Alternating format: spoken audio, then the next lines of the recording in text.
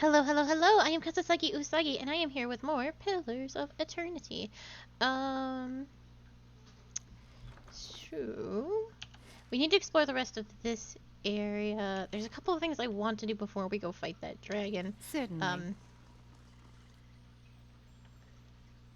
oh, the Orland stands under the open sky, taking deep breaths of fresh air. Feels like I've been reborn. She thumps you on the shoulder. Come by the maw sometimes. The rest of the Fangs will want to meet the cunning Estrema who freed me. Oh, cool. There's a couple of things I want to continue to do in here before moving on with the story.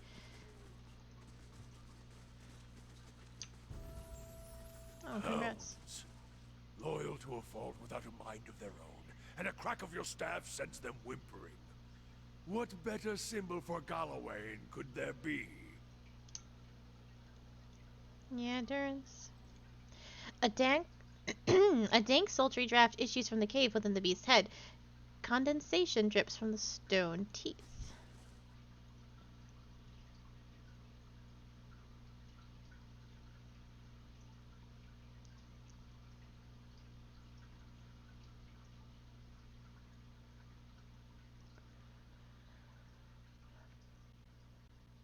What is in here? Ooh. The fangs! The vicious, Morency has no right to defend that cowering cat in the back of the maw. Then track her down and tell her yourself. Might have to murder another group of people?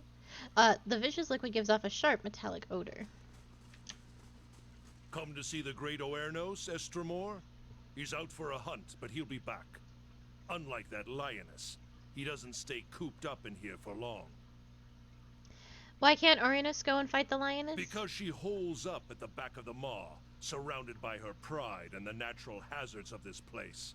It's not the proper way to meet a challenger. She's got to come out and face Oernos to keep her claim. Anyway, her prime is past. Putting that old beast down would be a mercy at this point. I could take care of Soul. His calloused thumb makes a scraping noise against the blade of his axe.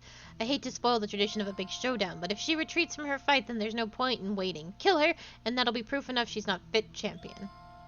What are you doing here? We wait for the big confrontation, but the wait grows exhausting. While Sul hides in the back of the maw, Oernos is denied his victory, and we're all denied the champion we deserve. I see.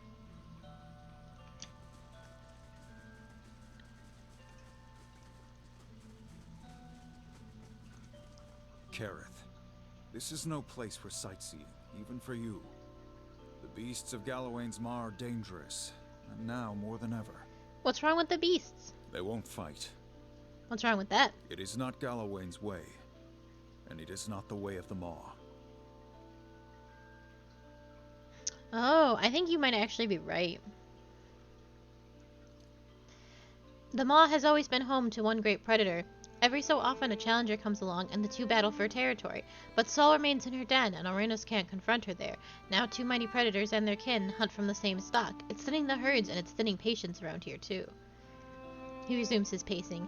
And this waiting, it is not the deliberate watchful waiting of a hunter lying in ambush. It's stagnation, tedium, hoping for something to happen. He clenches his hands into fists, but I am powerless to act. One half of the fangs will cry favoritism if I try and drag the lioness out myself. I received a vision from Gallowayne about these beasts. His tired eyes go wide. From the Cleaver Hound himself. He looks you up and down. If you truly have Gallowayne's blessing, I won't stand in your way, but I can believe he sees a cunning champion in you. He gives you a heavy iron key. We don't normally permit outsiders to venture into the maw, but you understand that you do so at your own risk, and Sol's lions are likely to attack intruders on sight. Still, perhaps you can coax her into fighting the bear. Do whatever you can to end this stalemate.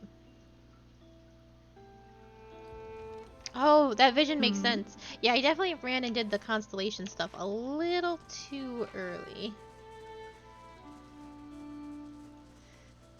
I'm in chapter 3.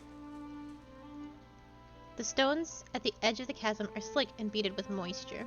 I was told by these Ent women to get prayers or support from the gods And that is what I'm currently doing.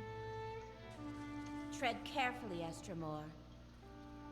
An Orlan woman stands ankle deep in the sand, sharpening a spearhead. You must be Bothwell's new Estremir. Truth, when I heard she'd let another in, I almost went to the Passage of Six myself to share words. She points the flint spearhead at you. I found Alowa. A breath catches in her throat. Your own eyes have seen her? I freed her from Noonfrost. She's just enjoying the fresh air before she returns. She releases a gasp of relief. You've accomplished a great service for the Fangs and for me. Lara takes another deep breath. I was wrong about you, Estremir. I did not see you truly. Please accept a gift worthy of your honor and skill. Ooh. Zeb is back. Hello, hello, Zeb.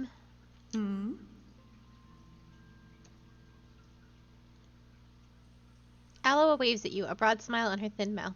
Her fur is sleek and glossy now, and there's a mischievous twinkle in her eye. Good to see you again. How are you? Well, whole and well, thanks to you. Not that Lara's given me a chance to rest. She eyes another Orlan woman. My sister makes me earn my keep around here. You spent long enough stuck in that frozen cell, didn't you? Your limbs need exercise now. It's going. How's it going with you? Teach me what you know. She laughs. As long as you can keep up. Ooh. Ooh. I don't know what that means. But I'm very excited to have it. I'm sure it's fine. Proper key.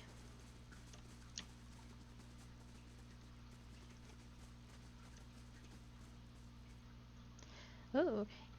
The remains of a broken bridge long collapsed lead into a deep chasm. The other side of the bridge pierces through the mist at the far end of the chasm, hanging precariously low over the step fall. The broken stones of the bridge, weathered after centuries of disrepair, are scattered along the edge and side of the chasm. A thin mist rises from below. The stones are coated with slick green moss, making them impossible to grip safely. Yeah? How far did you get in Cadmua? The wooden beams lodged between the stones on either side of the bridge seem sturdy enough to support your weight, however. The remains of the broken bridge, long collapsed, lead to a deep chasm. The other side of the bridge pierces the mist at the far end of the chasm, hanging precariously over the step fall. Well, let's just use my grappling hook. You aim for the wooden beam on the opposite side of the bridge and hurl your grappling hook across the chasm. It strikes the bridge with a solid thunk. The hook snags firmly, digging into the wood, and as you pull, the rope tightens, taut, and secure. You tie the free end of the rope to the wooden beam next to you.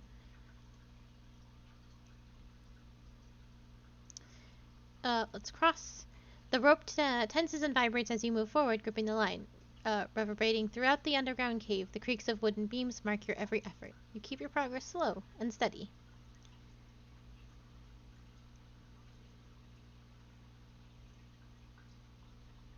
Yeah, that's not a bad idea at all. Because do you have a full party at that point? Would it be you, Aloth, Adir,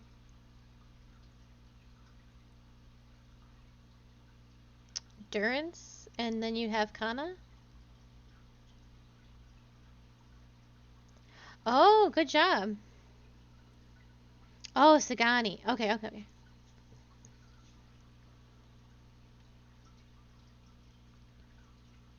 Good job. You reach out to the other side without incident. The knots on the other side of the bridge remain secure, and the wooden beams appear to be undamaged by the strain of your passage. Oh, neat. Oh? Oh, indeed. Oh, indeed. Something over there.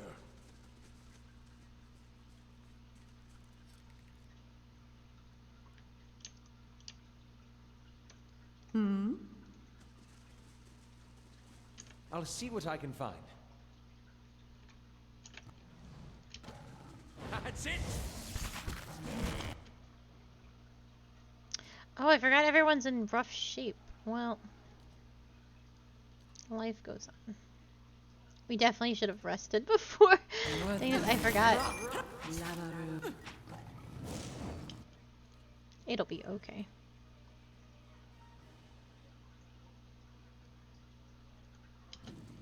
Oh?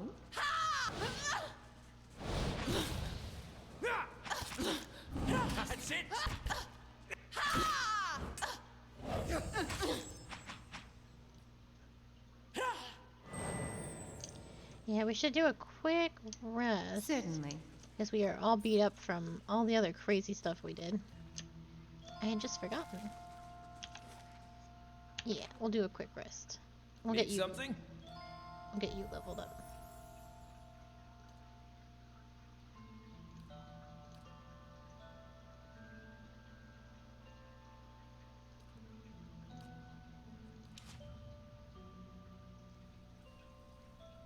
Hmm?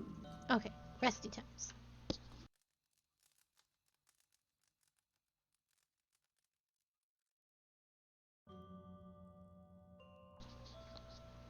Oh?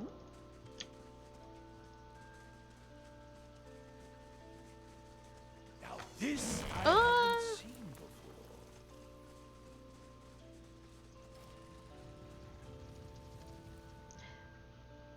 Good night. Take care, and thank you as always for stopping by. I love hearing about your adventures. I'll never learn. We should start stealthing. Silence surrounds me. See now what the flame has shown us?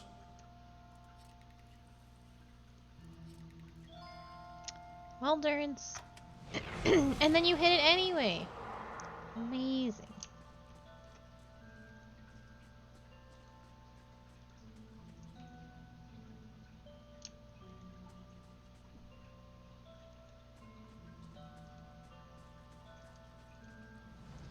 The thorny vines are twisted together, forming a wall. They quiver and begin to part as you draw near. Pass through vines? As you walk forward, the vines shift and their thorns retract, providing you with a clear and safe passageway through. You emerged unscathed on the other side. Oh.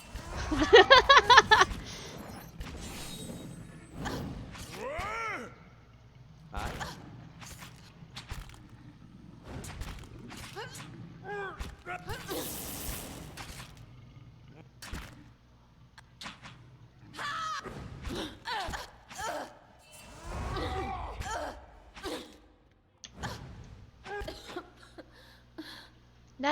That is not unscathed on the other side. Alright. Certainly. Oh my gosh. I can't take 2 steps without activating all sorts of garbage. Okay.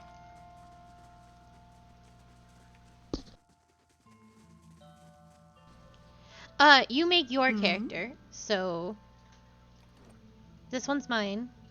But everyone else is a scripted character with like voice lines and stuff. Certainly. Certainly.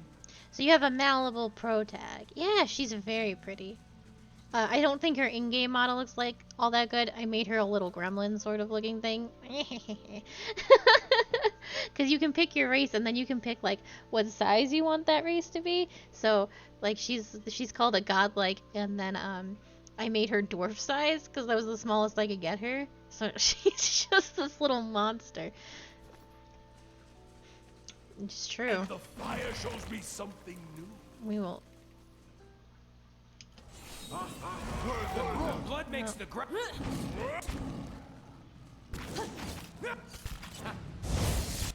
Yeah, it's not going super well. Lots of things are happening.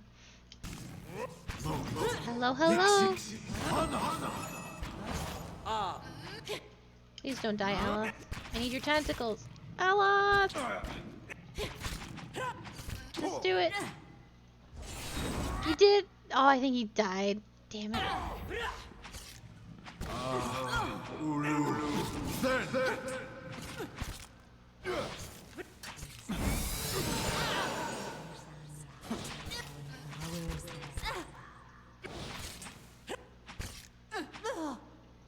Yes. Well, somehow our clowning. Oh, he's still alive.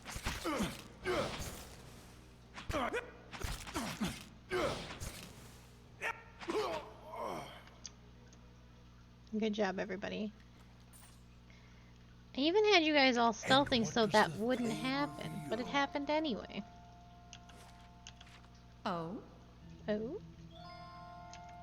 Light, flame, and sound.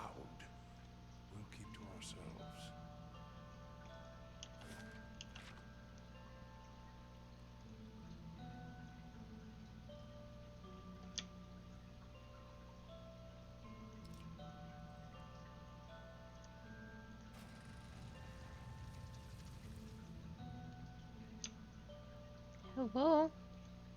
Still looking around? Watch your step. Tempers run hot around here, and not just among the animals. Oh! I wound up back out here. Okay. Like, I went through the way I was supposed to go through. I guess if you didn't take care of this, Nice and quiet. you can sneak in. And I need to go back over here.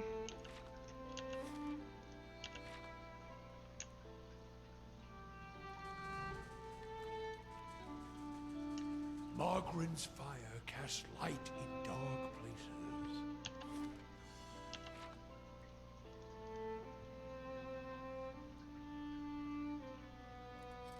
That's settled. Aloth almost walked over that.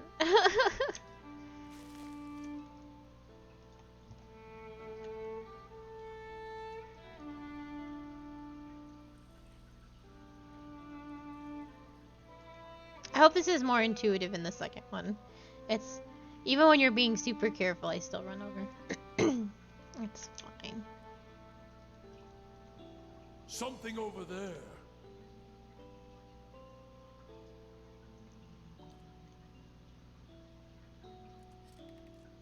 Yes.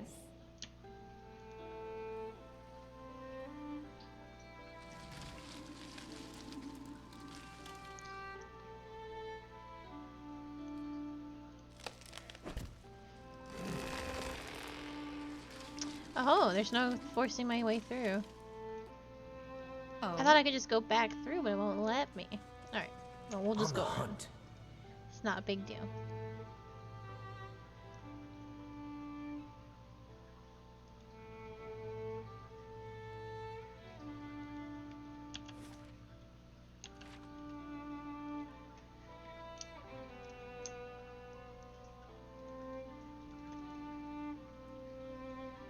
Something over there.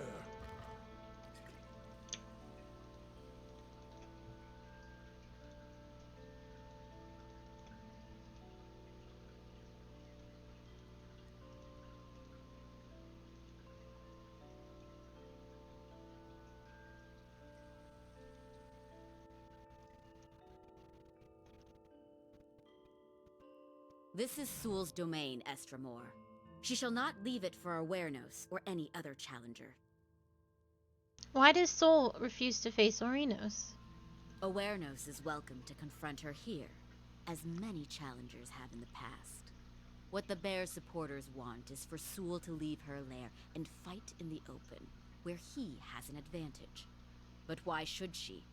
If Sul has an advantage here, it's one she's earned. Would anyone expect to blunt the Bear's claws in order to even the odds? The Lord of the Hunt gives unique advantages to each. It's not for us to decide that some of them are worth less than others.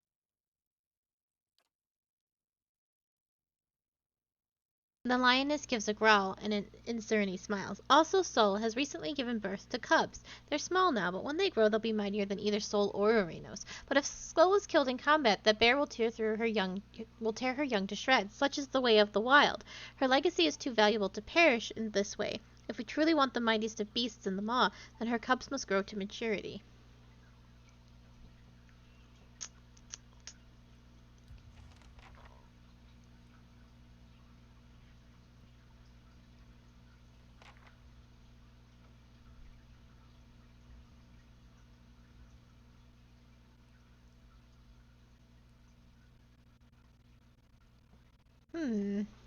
Well, I don't want to kill her myself because I don't think that's how to solve the problem. Certainly. We need to make them fight, Yes. I'm pretty sure.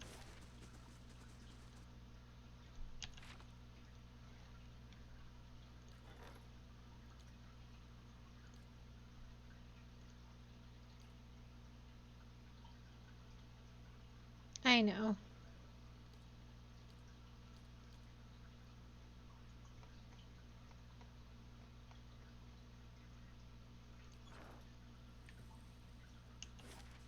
I will in a second.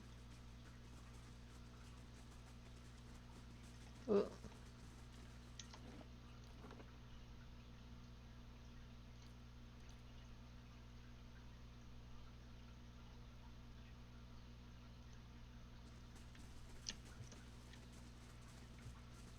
Hello. Edian, Edian sighs, spinning his axe by the shaft. Too much waiting. Something's gotta happen soon. Oh.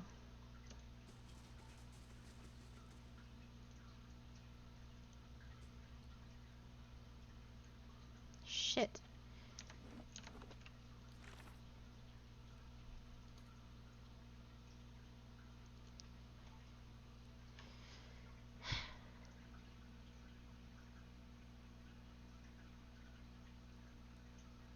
Gallowayne showed me a battle between a great lion and a mighty bear.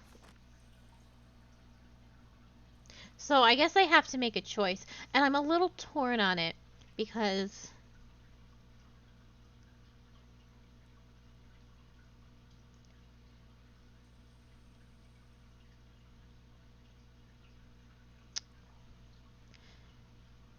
I think the lion people are being dicks, but if they do want to fight her, they do probably have to come to her territory and fight and not be cowardly about it. Ugh.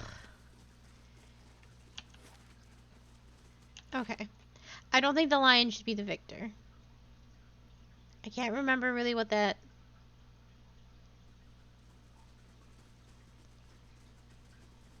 vision was saying, but I think he just wants them to fight.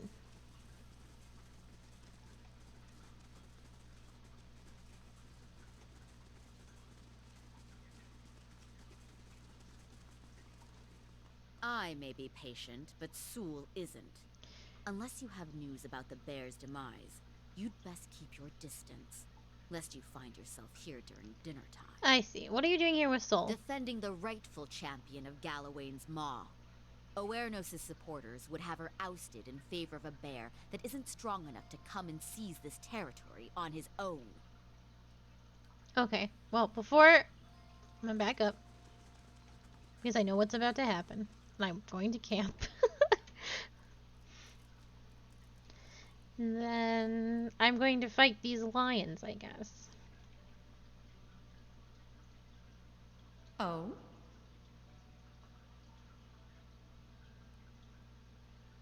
Certainly. Aye? I'm ready.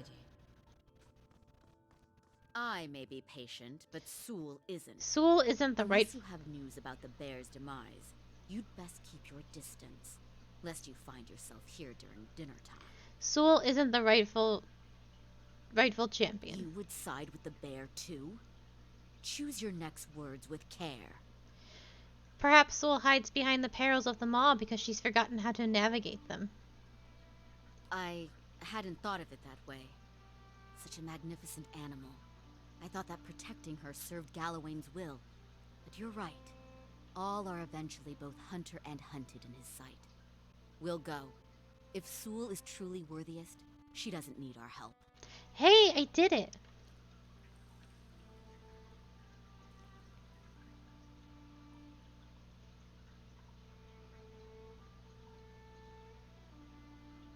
Soul looks at Irisani and her barbarians leave. Her cubs yelp from within their lair and the caverns wail. The giant lioness bares her fangs, long as curved scimitars. She takes a step in your direction and growls.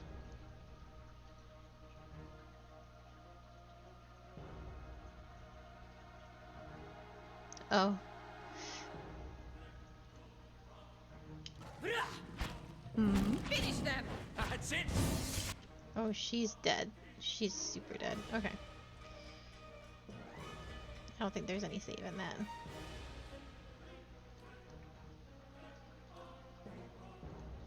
Someone!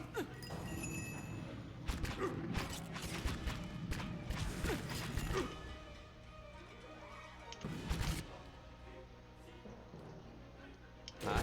Need... Die already!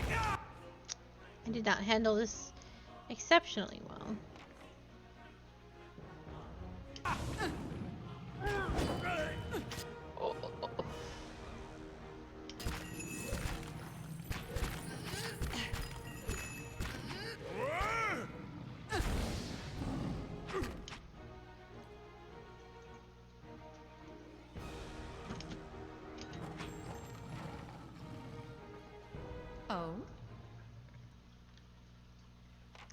her body isn't even here anymore.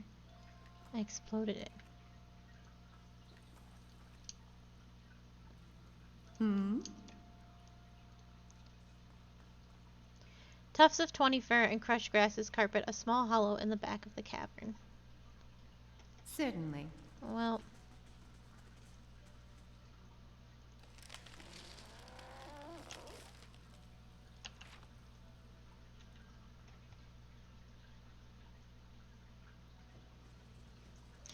it's not how I wanted it to go. I wanted them to fight each other. Oh?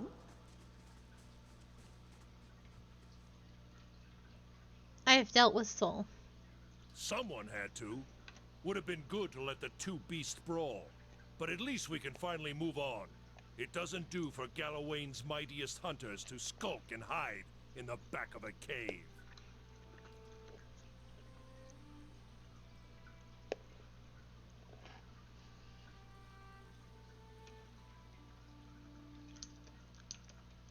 Oh, yeah. Yes. I didn't, okay.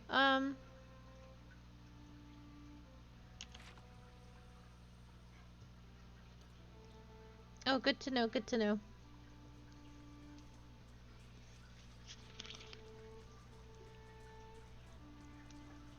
Oh, thank you, thank you. I am taking a sippy right now. Okay. So that has been dealt with.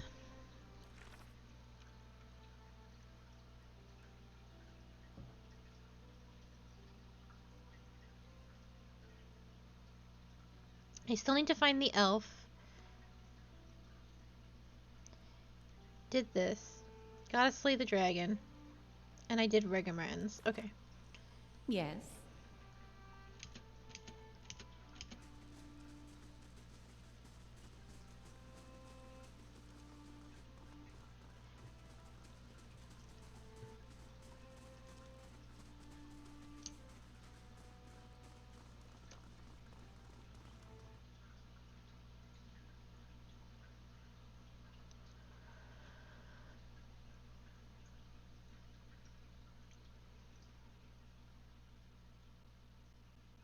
There's so many mini dungeons and stuff in this,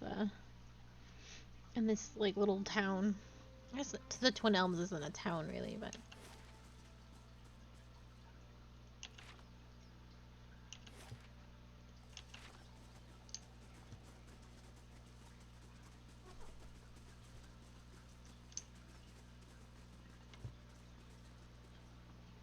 I am Minnie. Many blessings, traveler. A thin, ragged man stands waiting on the barge, leaning on the oar. A smile of greeting splits his weathered features. It has been a very long time since an outsider sought passage to the Burial Isle. What is the Burial Isle? It is a sacred place, for it sits upon the great works of the builders. There, by our ancestors, all our Amathas are laid to rest. If you go there, my friend, it is not a place where the living walk. Is it dangerous? Dorfel nods solemnly. Those I bring to the island return the same way, or else not at all. It is home only to the dead. Spirits, shades of the builders remain and watch over the Amathatha. They are bound to this island and protected fiercely. Okie dokie. I'm not Yes. going to go there just yet. So then I guess I've technically seen everything.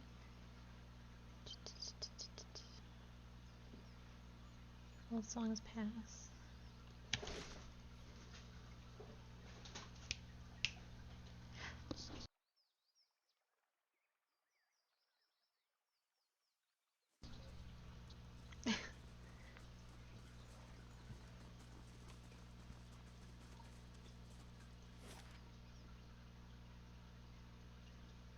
Oh, I see, I see.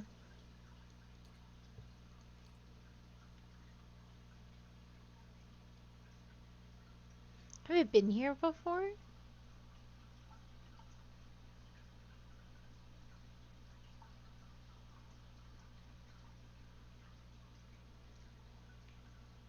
I'm gonna say no. That would be a correct assumption.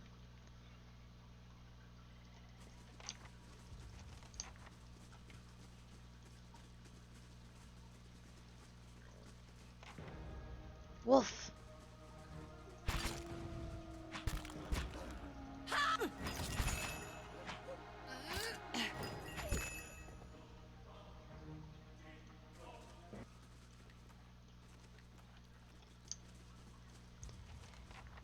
Arrows crude and fledged with bright feathers protrude from the corpse.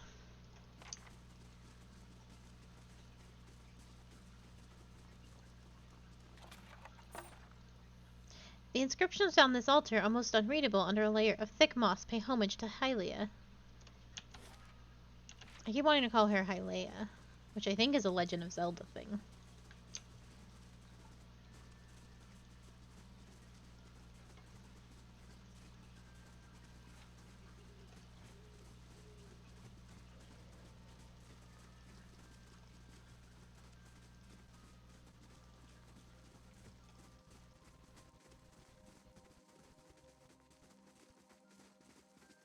Yes, she does. Bear. That's it. I'll get to her in a second. I'll definitely level her up before things get wild.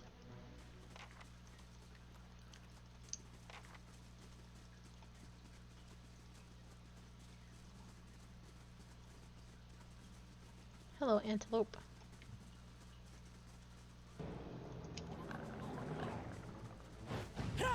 Things are about to get wild, I think.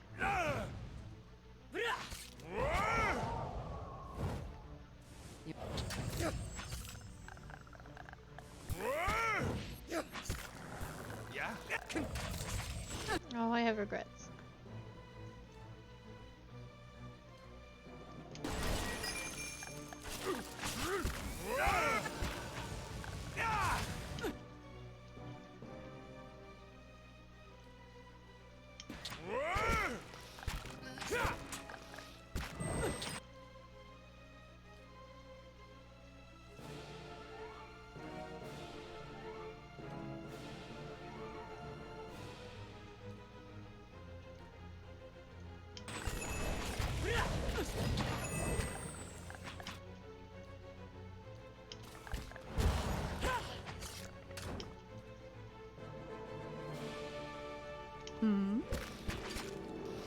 I shall end this. Oh, good night. Thank you for stopping by. That's it.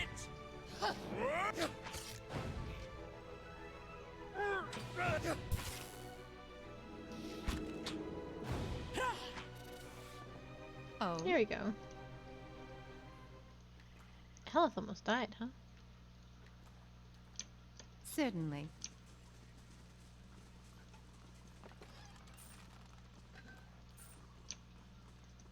The clouds above the cliffs of the north world reflect on the iridescent surface of the Pillar of Adra.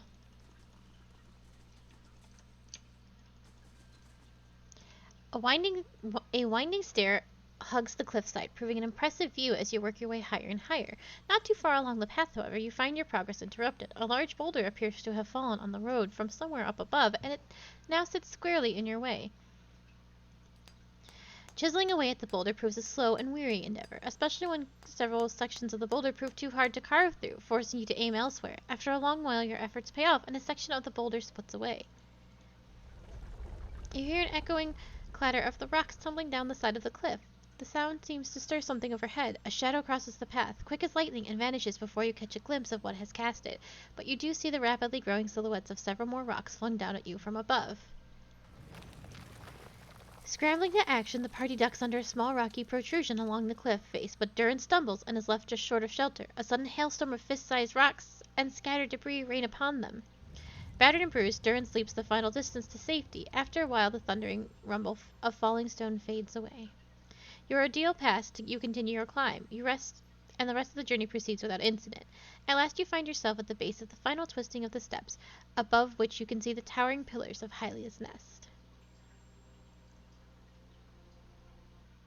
Oh, I have accidentally moved on. It's okay.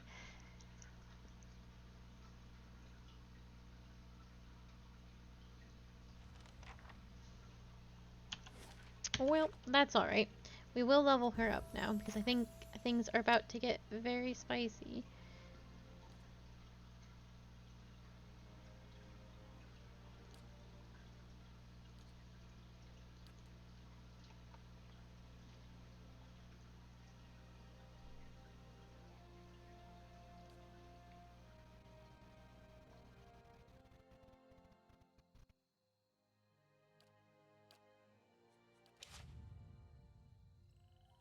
Oh? Okay.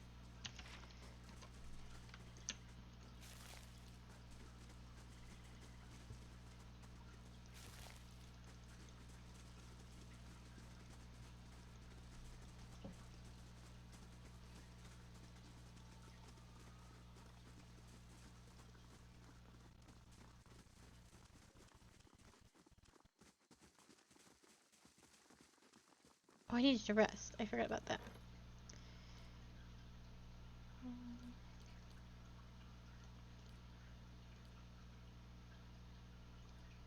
Okay. Resting it is.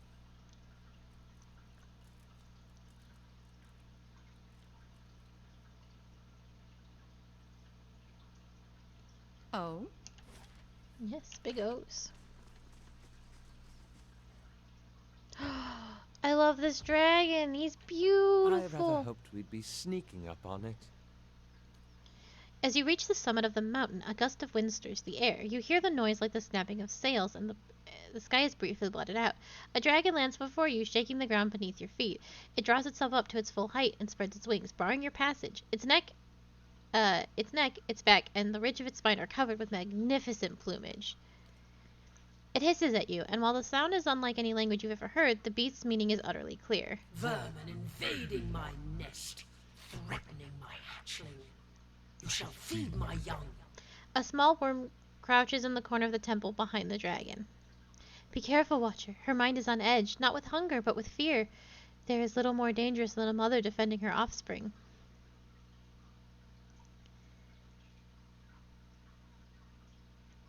I have been sent to get you to leave so that Hylea's worshippers may return. Wait, perhaps you have young here? I will protect my last hatchling to the death. And that death will be yours, rodent. Hylea is the goddess of motherhood, actually. And of the sky and all winged creatures. Even my kind know of her. Is that why you came here? I came to care for my remaining hatchling. My kind requires territory. Few places are safe for our young. This is a lesson that cost me the rest of my brood.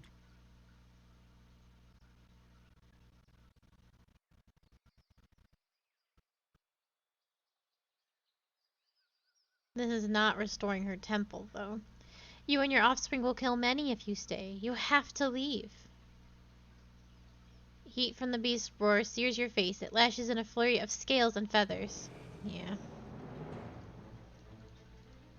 My thoughts were...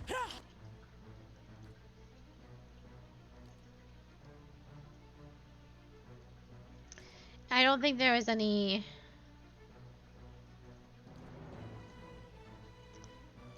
making that work out for me. Aye? Yeah? My thoughts were dulled.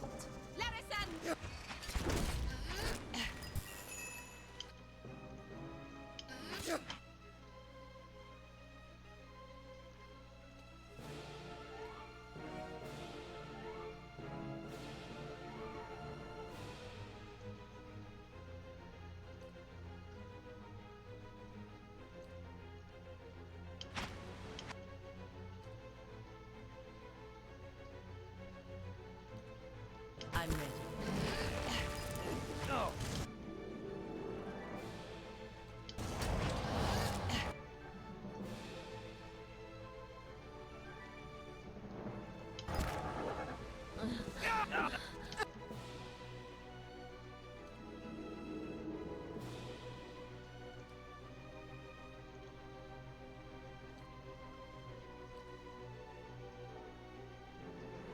I did!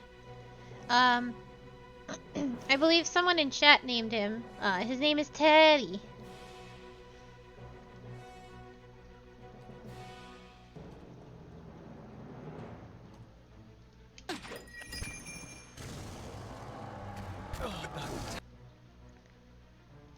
Tax to my limit. Here we go, Durance. Just keep pumping everybody full of that good endurance.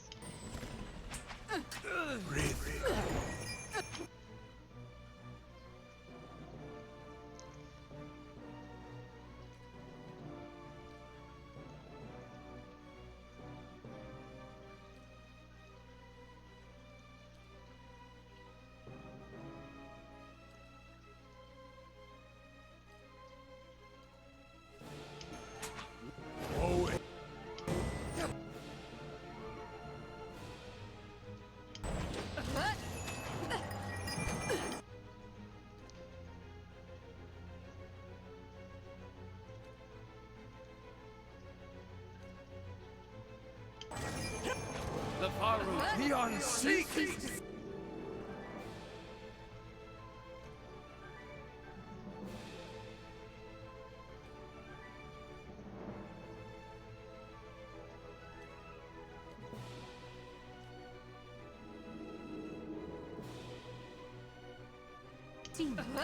That's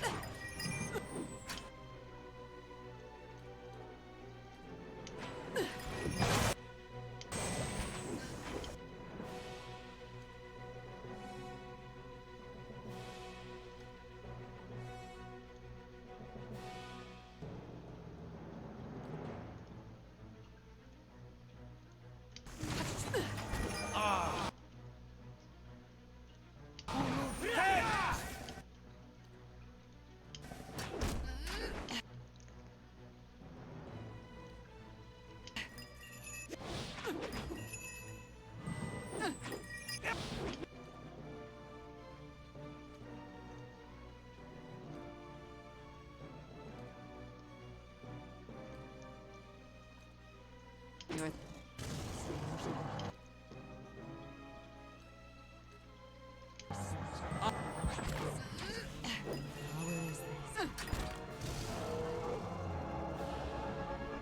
Moe Ixi. Fiery whore of a goddess.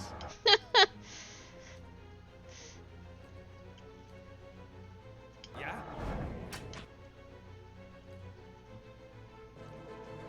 How may I help?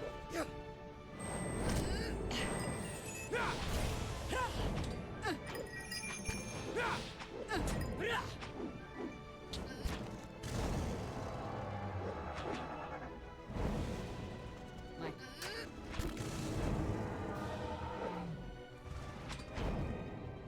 my thoughts. They both slumber.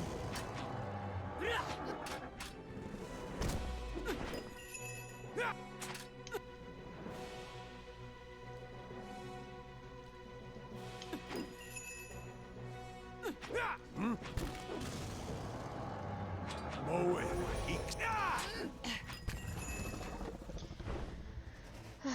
Oh. That isn't how I wanted it to go.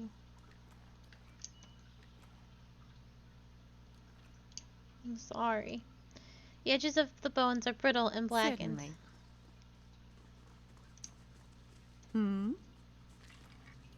Certainly.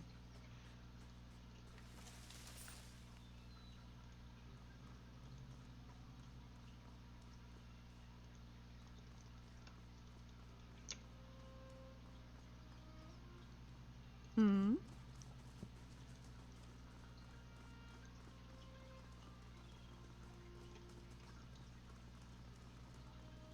Yes.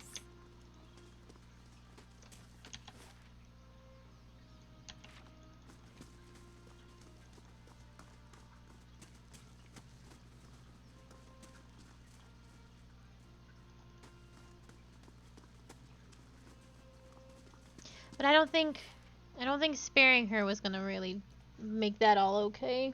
Because I needed to save the temple and restore it.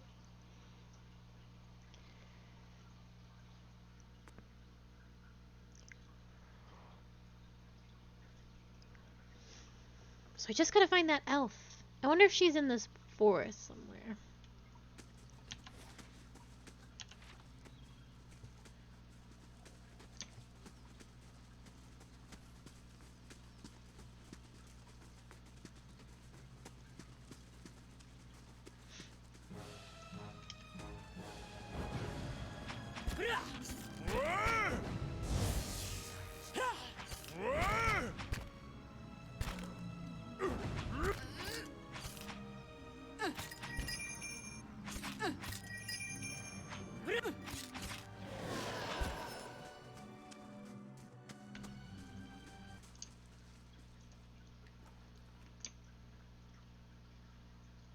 Another cave.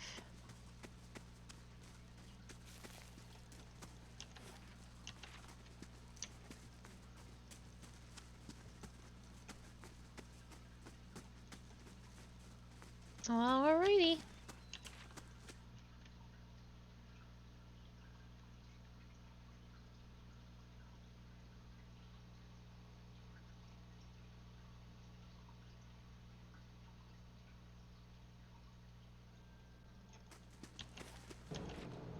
Yeah?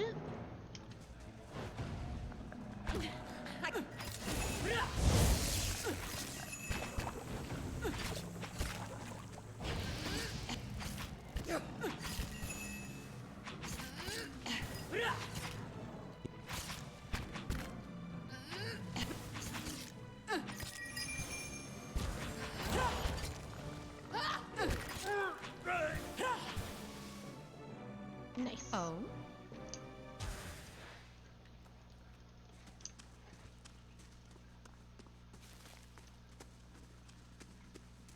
I'm gonna do a favor to me and rest.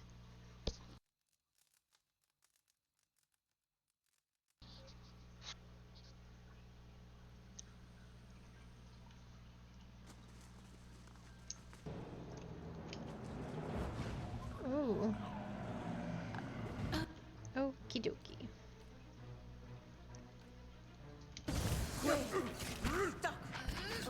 Perfetto.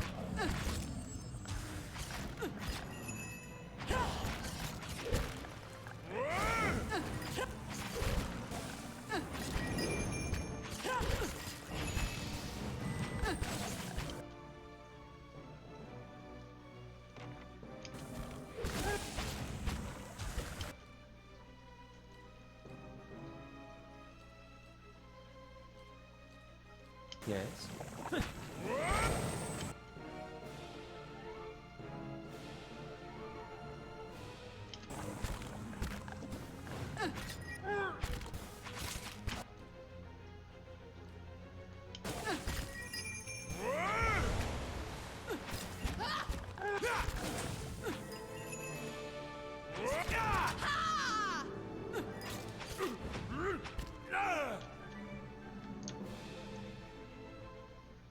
Certainly.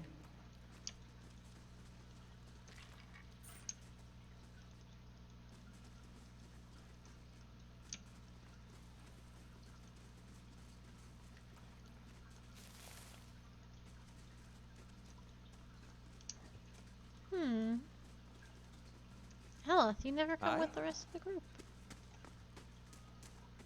Oh? If secrets whisper here, I shall listen for them. Interesting. Just a small little cave.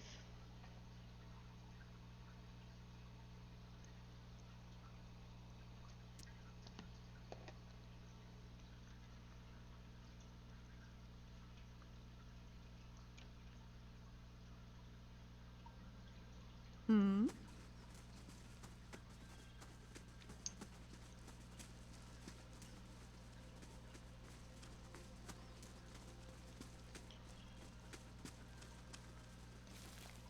Spring berries. Oh.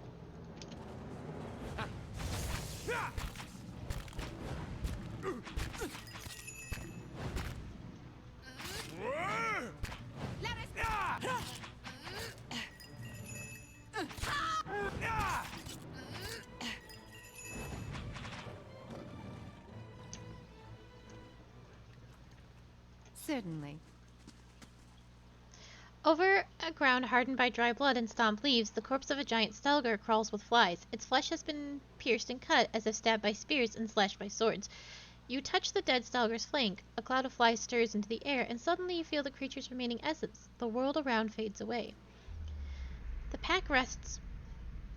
Rocks shelter the young, full bellies. You turn away and look beyond the trees. The moon breaks over their swaying canopy. A scent in the air stirs a tingling in your mouth. You slide into the shadows and taste the taste of the hunt filling your nostrils. Light shines on the stones by the water that falls. Prey down below, two-legged, hair like dry grass. It moves near the water that flows, thin legs, slow, noisy, unaware. It holds a sharp stick. Two-legged hunters, weak hunter, prey. Closer, prey. Bright moon, prey. Into the dark. Pain! Pain on your side! A sharp stick pokes out of your flank, and you roar and shake it. It snaps, breaking on the stones. Wet stones, your blood. Leaves rustle. You look. Another two-legged another hunter. Thick legs, silent steps, stripped face, strong hunter. Enemy. You leap, aiming at its neck. It moves, fast. Your claws find flesh, ripping it in deep. Ripping it down. Wet leaves, two-legged blood. It howls. It fights back. Long claws cut through the air. They slash at your flesh. More pain, sharp pain. You strike, it strikes. Hot blood on your claws, hot cuts on your chest. The world goes red. Your strength fails. You can't breathe. The two-legged hunter looks down. Wet ground, our blood. Sharp stick above its head. Bright moon above its head. Strong hunter. The world goes dark. Hmm?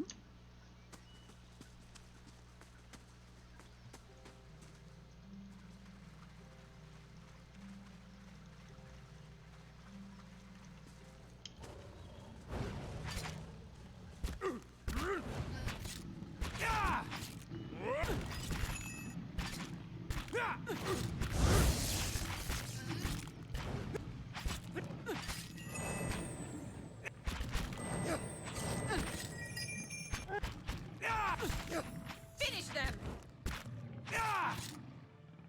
Finish them! That's it!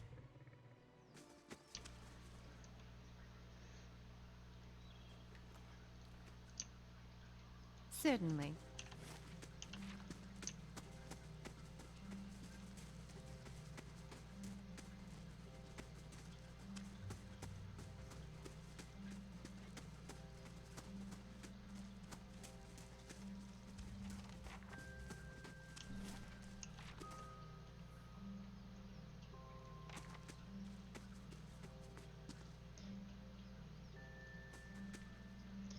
Stop! Friend or foe? The man in blood-soaked armor points his blade at you as his wounded and weary comrades flock into position behind him. A trickle of blood runs from the cut on his brow down his neck, staining a locket worn on a gold chain. You're not Glyphathian. He tightens the grip on his sword handle. By Margren, friend or foe, I say. Calm down, I'm a friend. Sword still pointing at you, the man gives sideways glance at his companions and nods. The mercenaries lower their weapons, a rare and welcome sight, friends, this far from home. He lets the weight of his sword lower his arm. He gives a concerned look at his mercenary company. Look at us, hiding in the rocks and holding in our guts. He points south. The fangs, they've bloodied us and now we're trapped. Sinwith sent me. What happened? Resourceful girl, the captain huffs a chuckle before returning to his humorless frown. We assume the Glyphathians killed her before coming upon us. I'm relieved she's alive. Doubly relieved she brought help. He rests his sword, still caked with blood, across his shoulders. The tribesmen ambushed us just as we made camp. The fight was a lopsided slaughter. SMR stares at his feet as he finishes his thought. In the melee, someone tripped through the campfire. We were lucky in that regard. The stench of burning flesh and the choking smoke obscured the scene, and a few of us managed to withdraw. We ran into these ruins to regroup, but now we're trapped. The face painters are just south of our position, and they have us cornered. No doubt they'll happily let us starve while we rest and rebuild their strength before attacking anew. His left hand idly toys with a locket worn around his neck. Seems this is where we've been making our last stand, he mutters as he clenches the gold ornament. If the hunters are to the south, can you flee to the north? We could run that way, maybe evade the Glyphathians if we're quick, but the captain looks over his shoulder and shakes his head. We spotted a pack of Stelgers up there. Given the options, I'd rather some face painter kill me right quick than die slowly, bite by bite, to a feral cat. He glances northward. If I didn't know better, I'd wager those beasts are working with the tribesmen, and I'm sure they're just here following their stomachs. Just look at us, limping on our injuries, covered in blood. We must smell like a butcher shop. I have cleared the northern woods. Those Stalgars won't trouble you. Esamir blinks and arches his eyebrow in surprise. All of them? The creases around his eyes deepen as his smile grows. The mercenary captain turns to his company. Hear that, boys? Looks like we got a way out. Get to it. They cheer, their voices kindled with purpose, and spring into march. Esamir raises his fist and shakes it. The locket dances as if jerked to life. The captain nods and gives you one last look before joining his companions.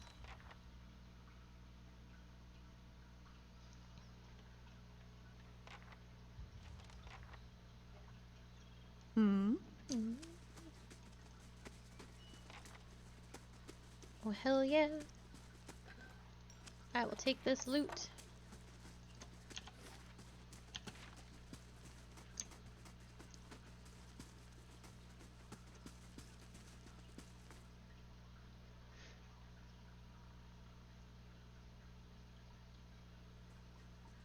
She was so far behind.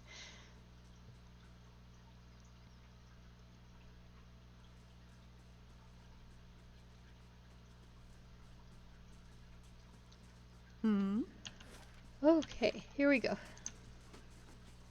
Oh, hello, Fangs. You aided the mercenaries, foreigner. Now we will cleanse the stain you mark upon these lands. Ah, fuck.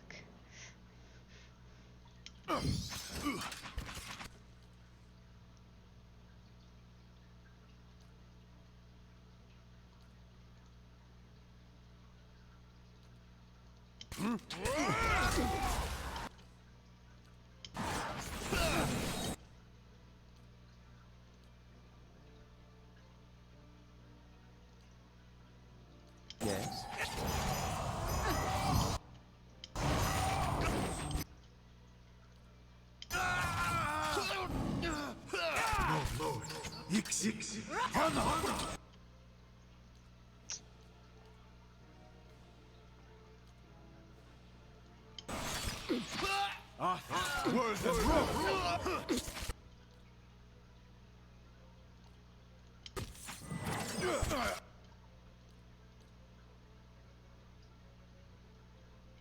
Spot on.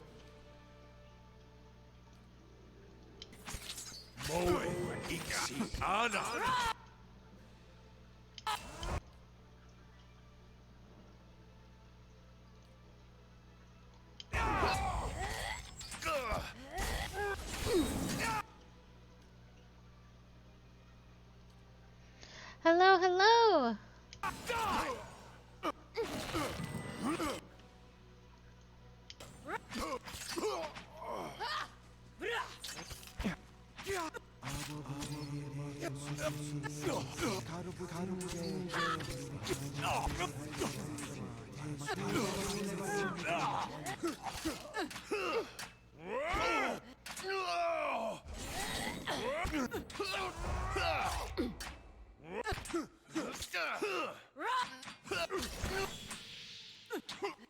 The angry one is dead.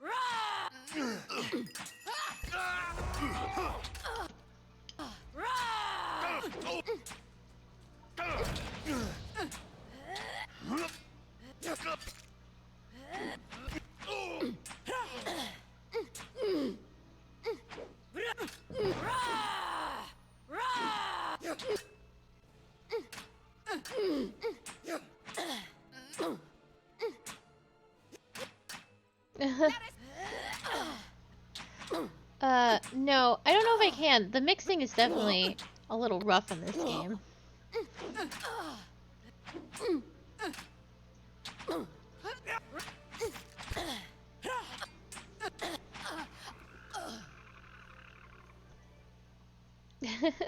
Yes.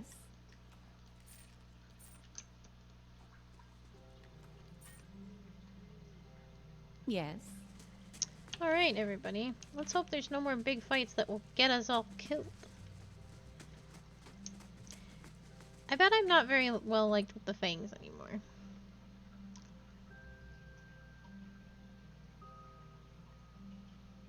Oh, I'm no longer... I'm only somewhat good with Defiance Bay. I bet it's because of that thing that happened. Oh, I'm a hero in the Twin Elms. Overwhelmingly good. I'm a champion for the Mafia.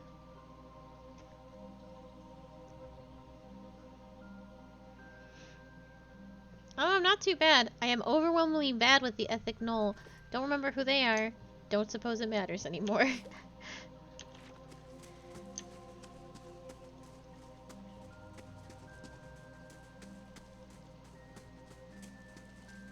Piggies!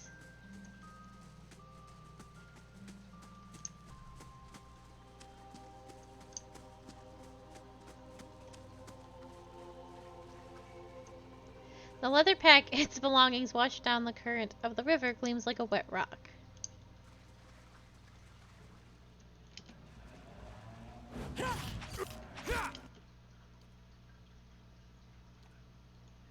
Aye?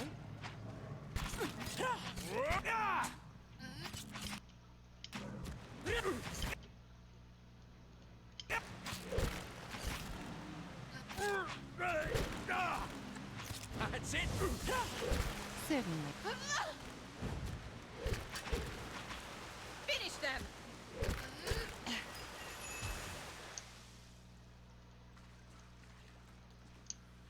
God damn, do I love tentacles.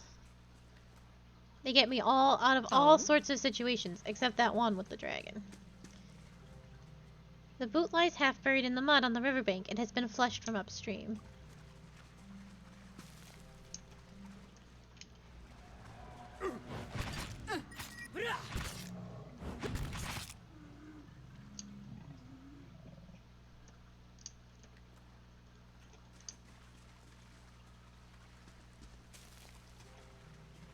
What do you suppose happened to him? I'm about to find out, Heloth. Beneath the raging waterfall, the corpse of an elven Glathenthian hunter lies shattered against the rocks. Broken bones protrude through its skin, but you also notice deep parallel cuts in the rotting flesh. The slashes trace almost every part of his body, as if it has been ravaged by a dozen blades. This man probably died before his fall from the cliffs above. You touch the dead elf's forehead, droplets of water glistening down its purple surface, and you feel a sudden jolt from the hunter's lingering essence. The world around you fades away. You're walking among the underbrush without making a sound. Moonlight catches sight of your arms, shining them pale, but you quickly dart into the shadows of the giant trees of the Northweald. Your blood brother is not so deft as you expected. Look at him, frail, unaware. He doesn't deserve to share the glory of this hunt. It's been countless seasons since a Stelgar like this one, twice the size of its lesser kin, has roamed the forests near the Twin Elms.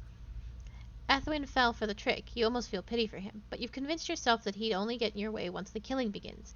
He'll be safer by the river, expecting that we'll flank the Stelgar when it comes out to drink, but this kill will only be yours. The Stelgar is larger than you imagined. It stands without fear atop the waterfall's ridge, its silhouette cutting a monstrous hole against the mantle of the night sky. A beast of legend, a true hunter. Your hands tighten around the shaft of your father's spear. The weight feels balanced, just right as you prepare to throw. You put everything into it. The spear flies true and hits its mark. The Stelgar didn't even hear a sound. Its blood spills bright on the rocks. Yet it stands unfazed. The beast pounces. Moonlight shines over its great fangs. Your hands draw your blades without a second thought. As you lunge forward, you meet this monster. It's fast. It's ripping your flesh apart. You stab in the darkness, engulfing you, deep again, and again, and again. But there is no slowing its embrace. Oh?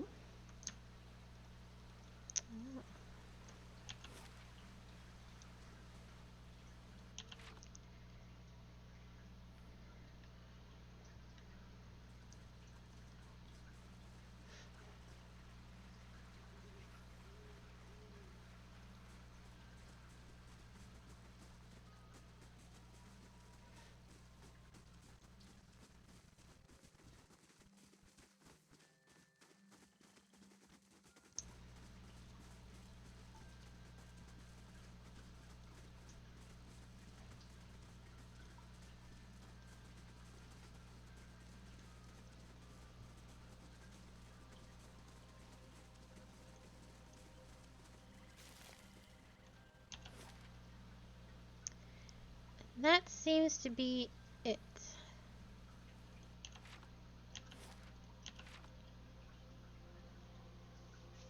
Ooh.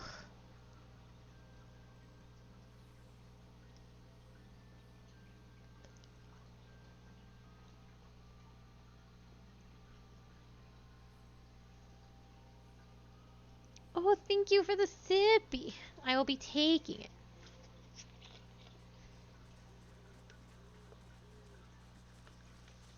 Thank you so much. Let's see. Okay.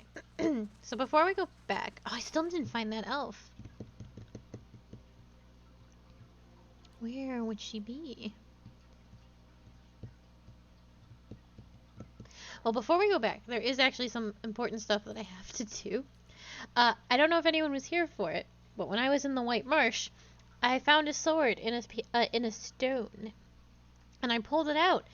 And my ranger, who uses a bow and has bow attacks and abilities, got stuck with a sword that she cannot take off.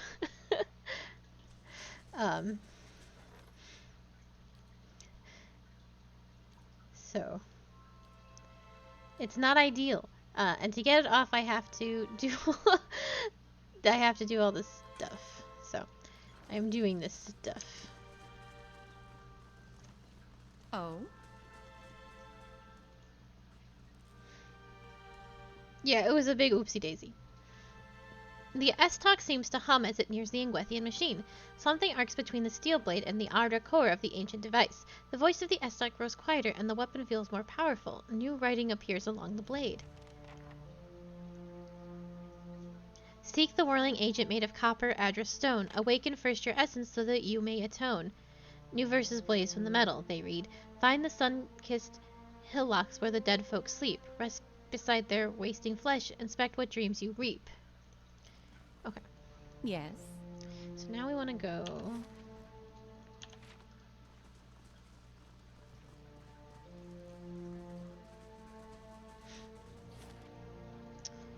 to Heritage Hill. I do not mind them. I like the... I am a sucker for rhymes.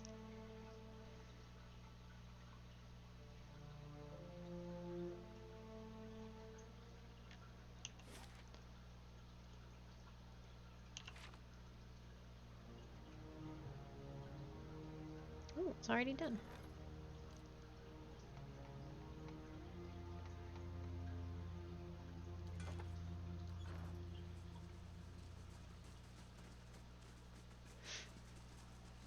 Ah, shoot. I don't have any...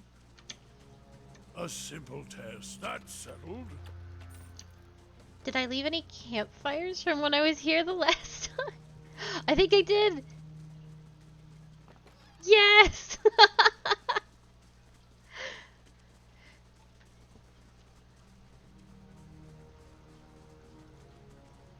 Ah, I'm so pleased. Okay.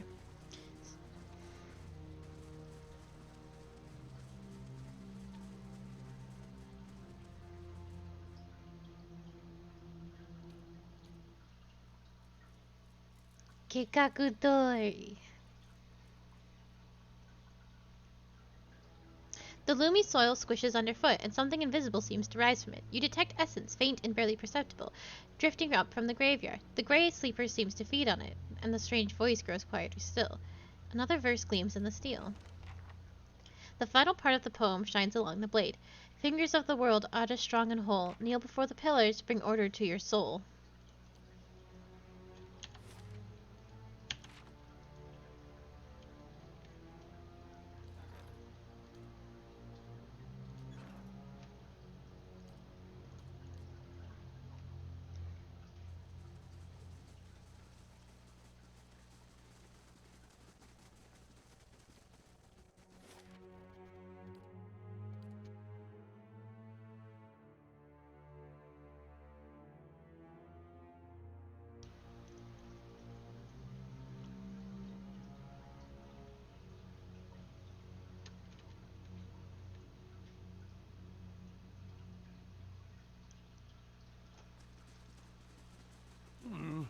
Looks a little healthier than before. It's about to look amazing. Woo.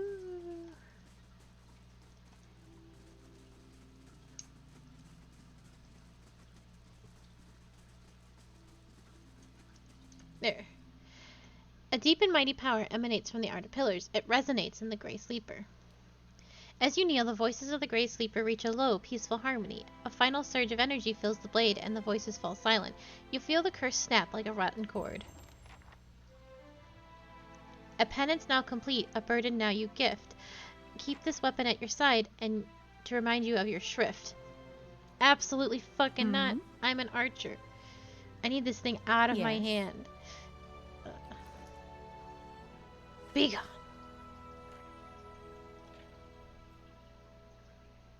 I can finally put on my bow again. Oh, thank God.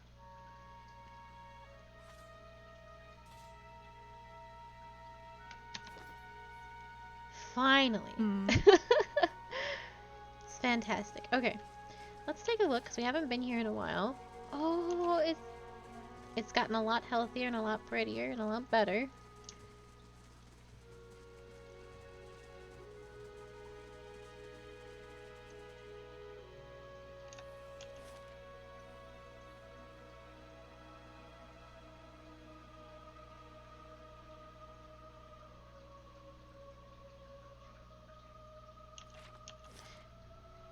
Ooh, that's new.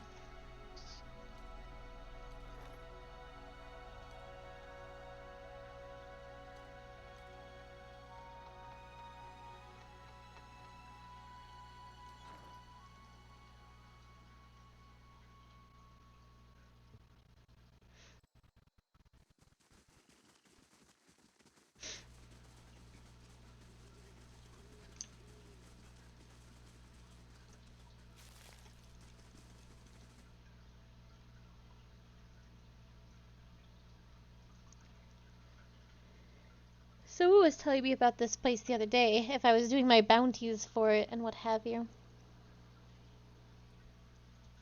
Hello, Warden. How do you do? How do you do? The grizzled old man takes a puff from his pipe and nods at you. Was wondering when you'd be dropping by. Kith around here have been hit with more than their share of trouble of late. I'm up to my ear in bounty offers. Figured at least one of these might interest someone with your skills. Ooh, what are the most recent bounties? Now, I ought to warn you, there's a reason these bounties are still on the offer. These are tough bastards, every one of them. If you're not up to it now, feel free to come back around when you're better prepared. In the meantime, here's a good batch to start us off. There's the standing bounty of Sal Creel's head, of course. Then there's the forest lurker haunting the trade routes, and the ogre shaman. Should fetch a good price. And the last one is the war chief Ikalak. I want to know about Sly Sidril. This bounty comes all the way from New Haomer. Sir Crydal and some of his accomplices have escaped the prison there and killed two Justicars on the way out. The guards are itching after revenge. A man matching his description was seen near Margaret's Fork. He's well armed, and he'll have his friends with him. Oh. This is exciting. I'm gonna get paid to murder. Murder.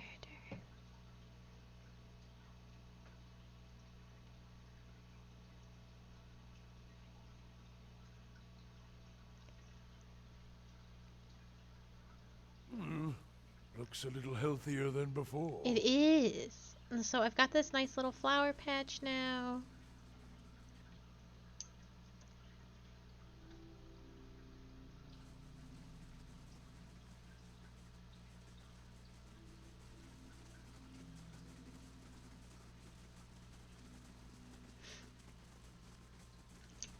Oh, it's so pretty. And I've got this hedge maze that I'm not allowed to go in, apparently.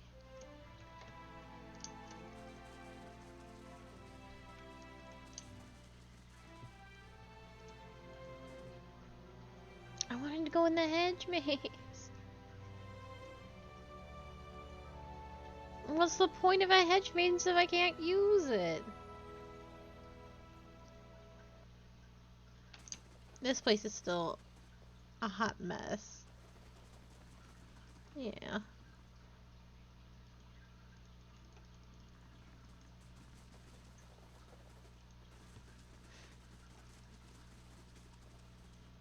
We'll get there.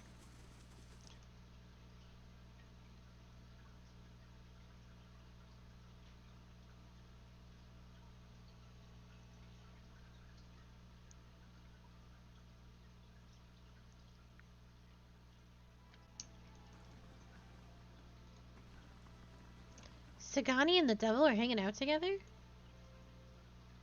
I need to figure out what's going on with you.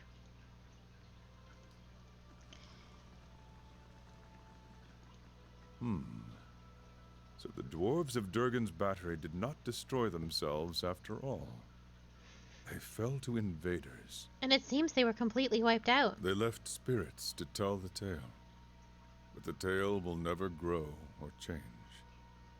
Their time ended long ago. He nods to himself, it appears. But we have seen no invaders, and the battery was shut. Did they come only to destroy the dwarves, and then leave? I don't know, my man.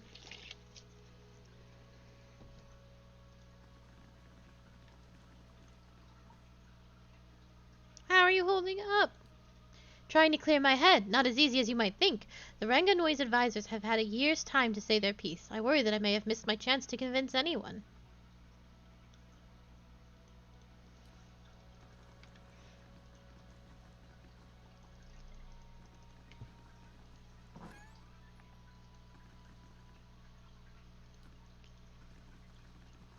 A deer! This is a lot of trouble to go to. You sure you don't just want to sit around and wait for Thyos to try and come and kill you?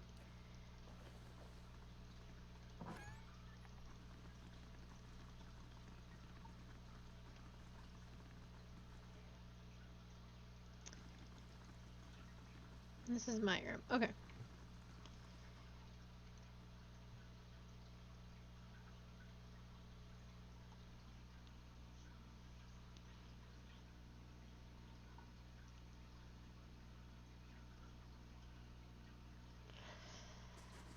Let's get the hecky out of here.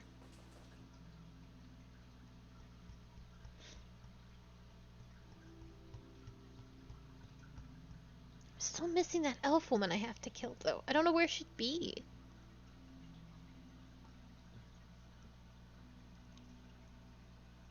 Hum, hum, Better hum. indeed. Hum, hum, hum, hum. Well, I'm gonna go back to the Twin Elms and probably spend the rest of the time turning in all those quests. And maybe I will run across her.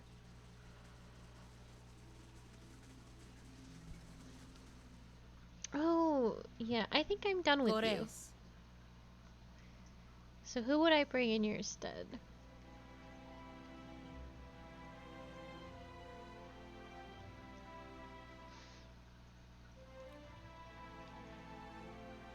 It's been a hot minute.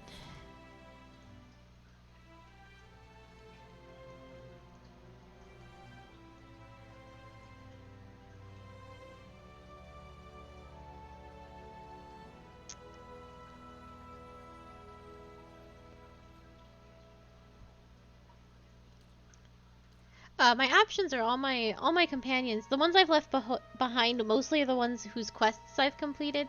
All your NPC friends have like stories and stuff that they're trying to figure out. So for Adir, you're trying to figure out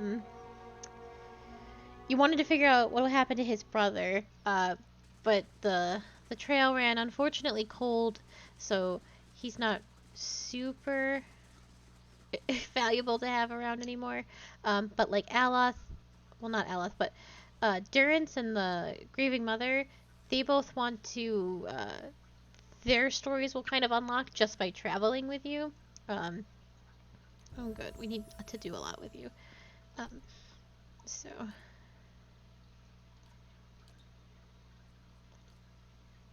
Yeah. So I'm collecting people,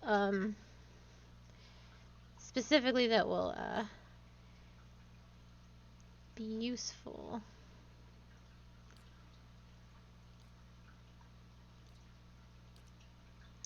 Whose stories will unlock and we can learn all about those.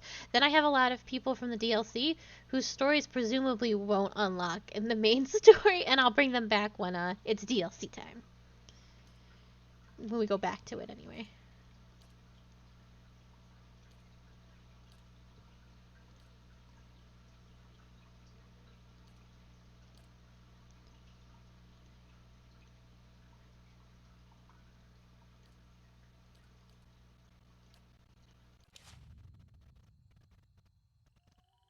Yes. Let's see. That's the market.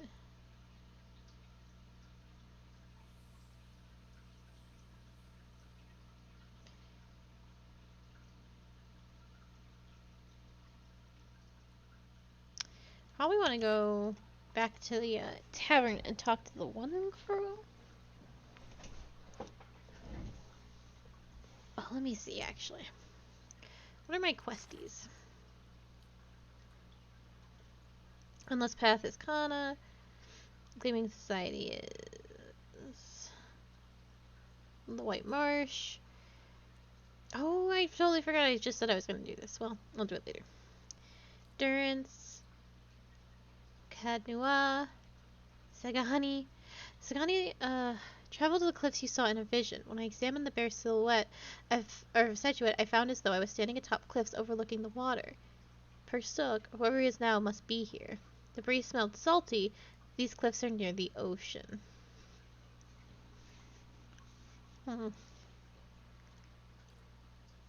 Grieving Mother's past. Can't do that.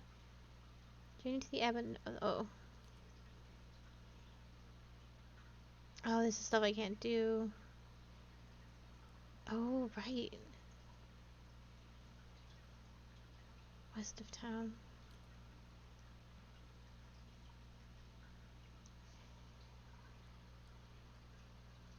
Okay, so yes, this is one of them that I do.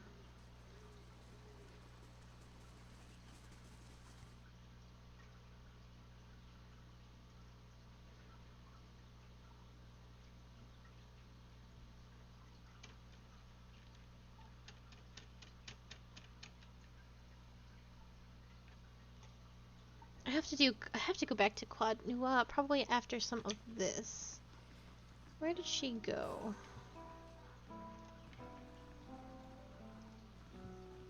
I think she's over here, isn't she?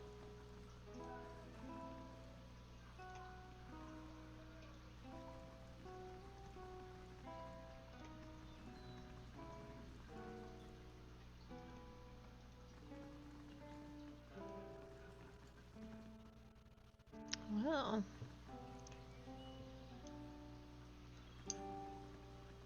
Yeah, she has a white fox. I was very jealous.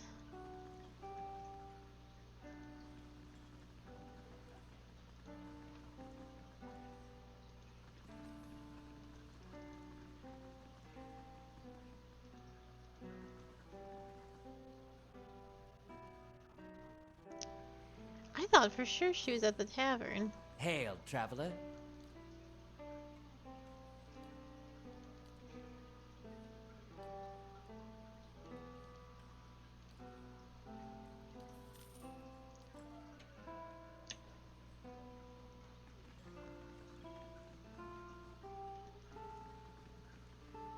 It she appears not to be. Hmm. Yeah, you could have... I don't know if fox was an option for rangers, but there was antelope, bear, wolf. And I don't remember the rest. I know that antelope was like the beefiest. Like the most defensy one.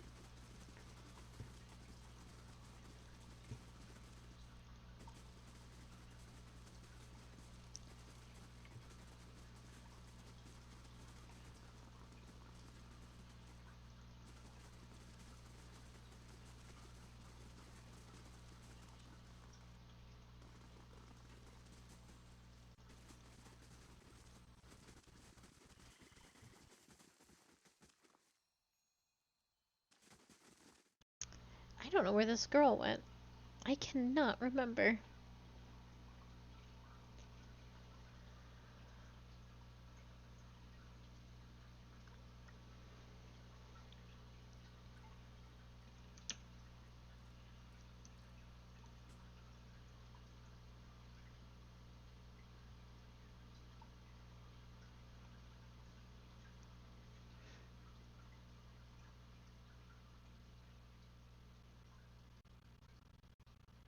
Oh, maybe she's at the market.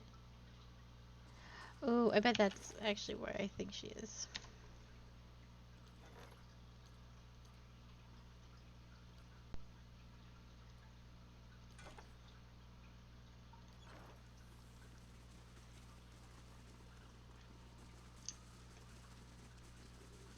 Because she was one of the first people I talked to. Kind of, it gives very vague hints. It doesn't tell you where people are. I was looking for somebody for the entirety of my Defiance base day. I was like, where are you? You're kind of supposed to remember where people are.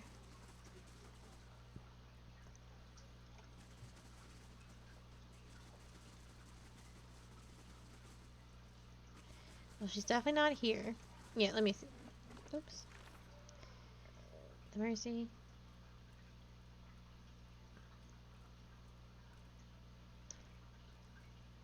Return to Sonwith in the Northweald.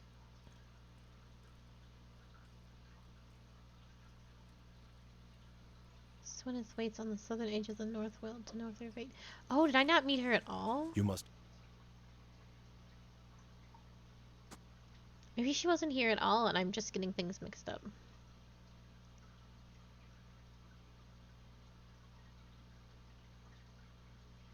Silly me. Then I will continue running around here. Just a little bit longer.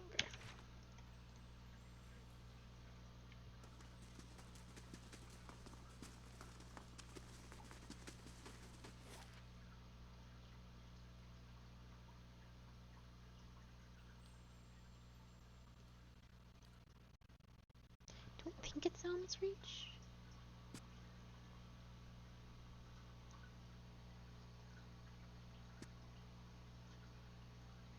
Perhaps it is. I'm not as familiar with this place as I was with Defiance Bay. I feel like I really knew Defiance Bay quite well at the end of it.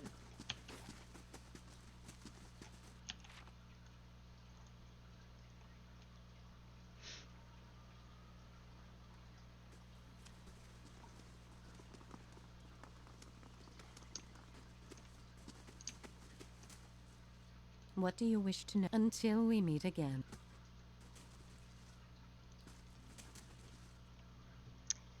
Hum, hum, hum.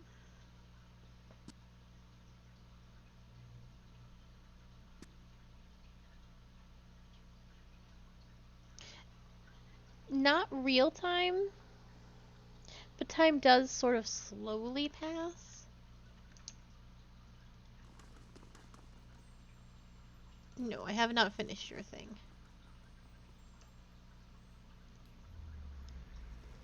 You pray again, and the vision of a white plane emerges. The driving wind returns in a chaos of whirling snow. Something moves at the center of the blizzard, plotting the relentless. As the snow form gets closer, you see an aurochs, as colossal and slow as a glacier.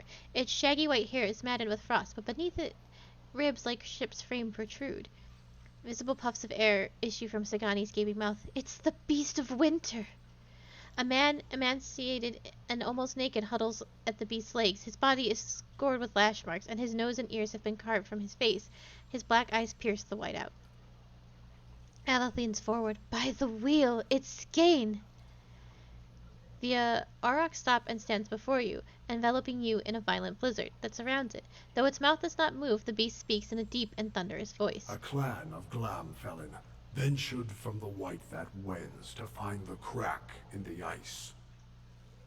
When you sealed it, you damned their souls to a slow weathering here, one they had sought to escape. Uh-oh. This is what your vision directed. A fitting reply from an obedient servant. No guile with you, indeed. Oh my god, I'm so afraid. For each there is a season watcher. Winter's shroud covers all things in its time. The heat and energy of life dissipates, and untethered essence fades into chaos. But entropy is a chisel of ice and a hammer of wind. It is not for mortals to wield these tools. I'm sorry?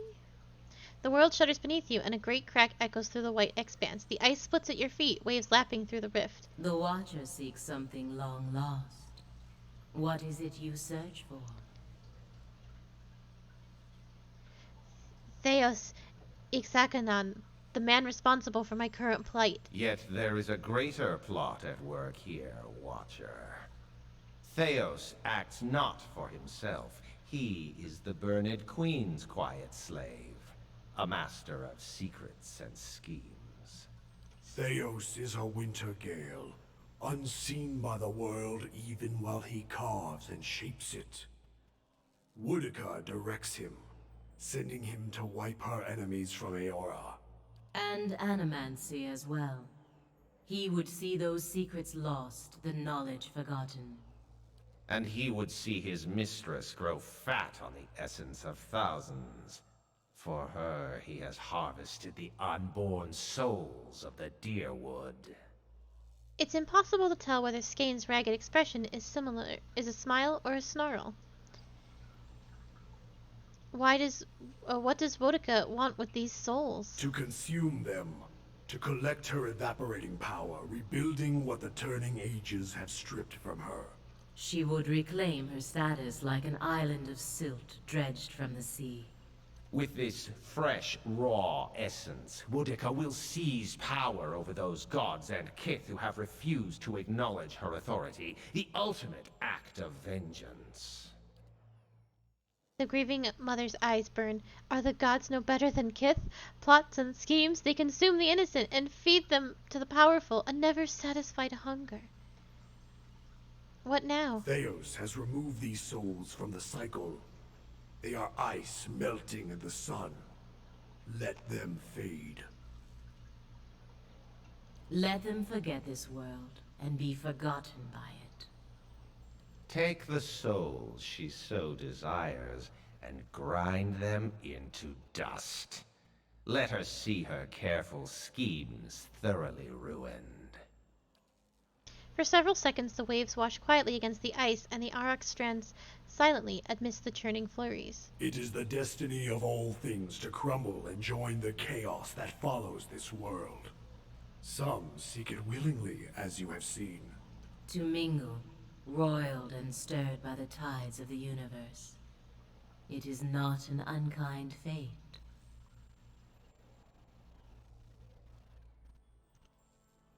You would give these souls the very fate you sought to deny Glamthalgan pilgrims. I am the beast of winter. I neither speed nor alter my path for the whims and desires of Kith. I take souls at the time of my choosing, be it mote by mote or in a sudden tempest of chaos. These souls, they have already forgotten their place in this world. They have been lost to existence. Let them be memorialized and mourned for an age, and then forgotten entirely. Why do you oppose Boudica? She desires to order chaos and shackle the agents of change in the world. Under her, all things would remain static and frozen according to her laws. She does. Even now, she only barely keeps the pact of the gods to leave the affairs of Kith in mortal hands. She moves in Theos where she cannot move directly. And so we call on you to do the same. Such are the schemes of the queen that was.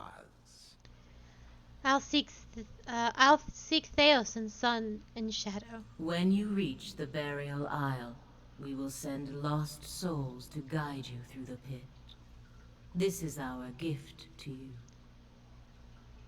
What you do after you face Theos will be your choice, but we would have you set the stolen essence adrift. And whether you would heed us or no, understand that our end comes to all things eventually. Help us achieve it, and we shall reward you now with a power to rival Theos's. But do not choose lightly. We forget nothing, least of all a betrayal. I need to think about this. Do not wait forever.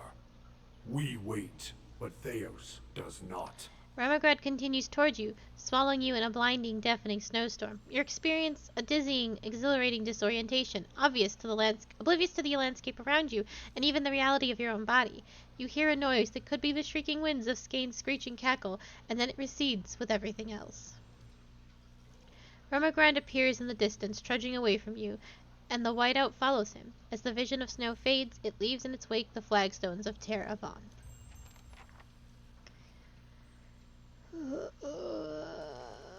Okay.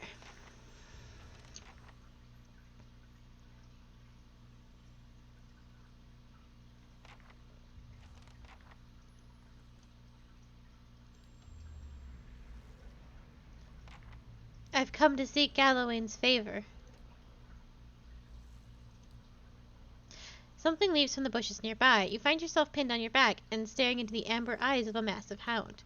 The beast looks at you. Gleaming fangs protrude from the sides of its mouth. Its nose twitches as it inhales your scent, starting at your shoulder and proceeding down the length of your arm. You follow its nose to your hand, which is covered in blood. A tongue, as red and meaty as a steak, rolls out of its mouth and swipes your bloody hand. Its lips curl into what looks like a smile. The beast looks back at you, and it fixes you with its glowing eyes. The muzzle retreats into a long, bearded face, and pointed ears lengthen, drooping to the sides of its head. What was a massive hound becomes a giant of a man, his broad, muscled shoulders draped with furs. He holds the flint knife to your neck and grins, revealing a row of long, pointed teeth. Tread carefully. Let my face be a warning sign to always treat Gallowayne and his messengers with caution and reverence. Soul is dead, and so is her legacy. You have cut down a fierce and cunning line.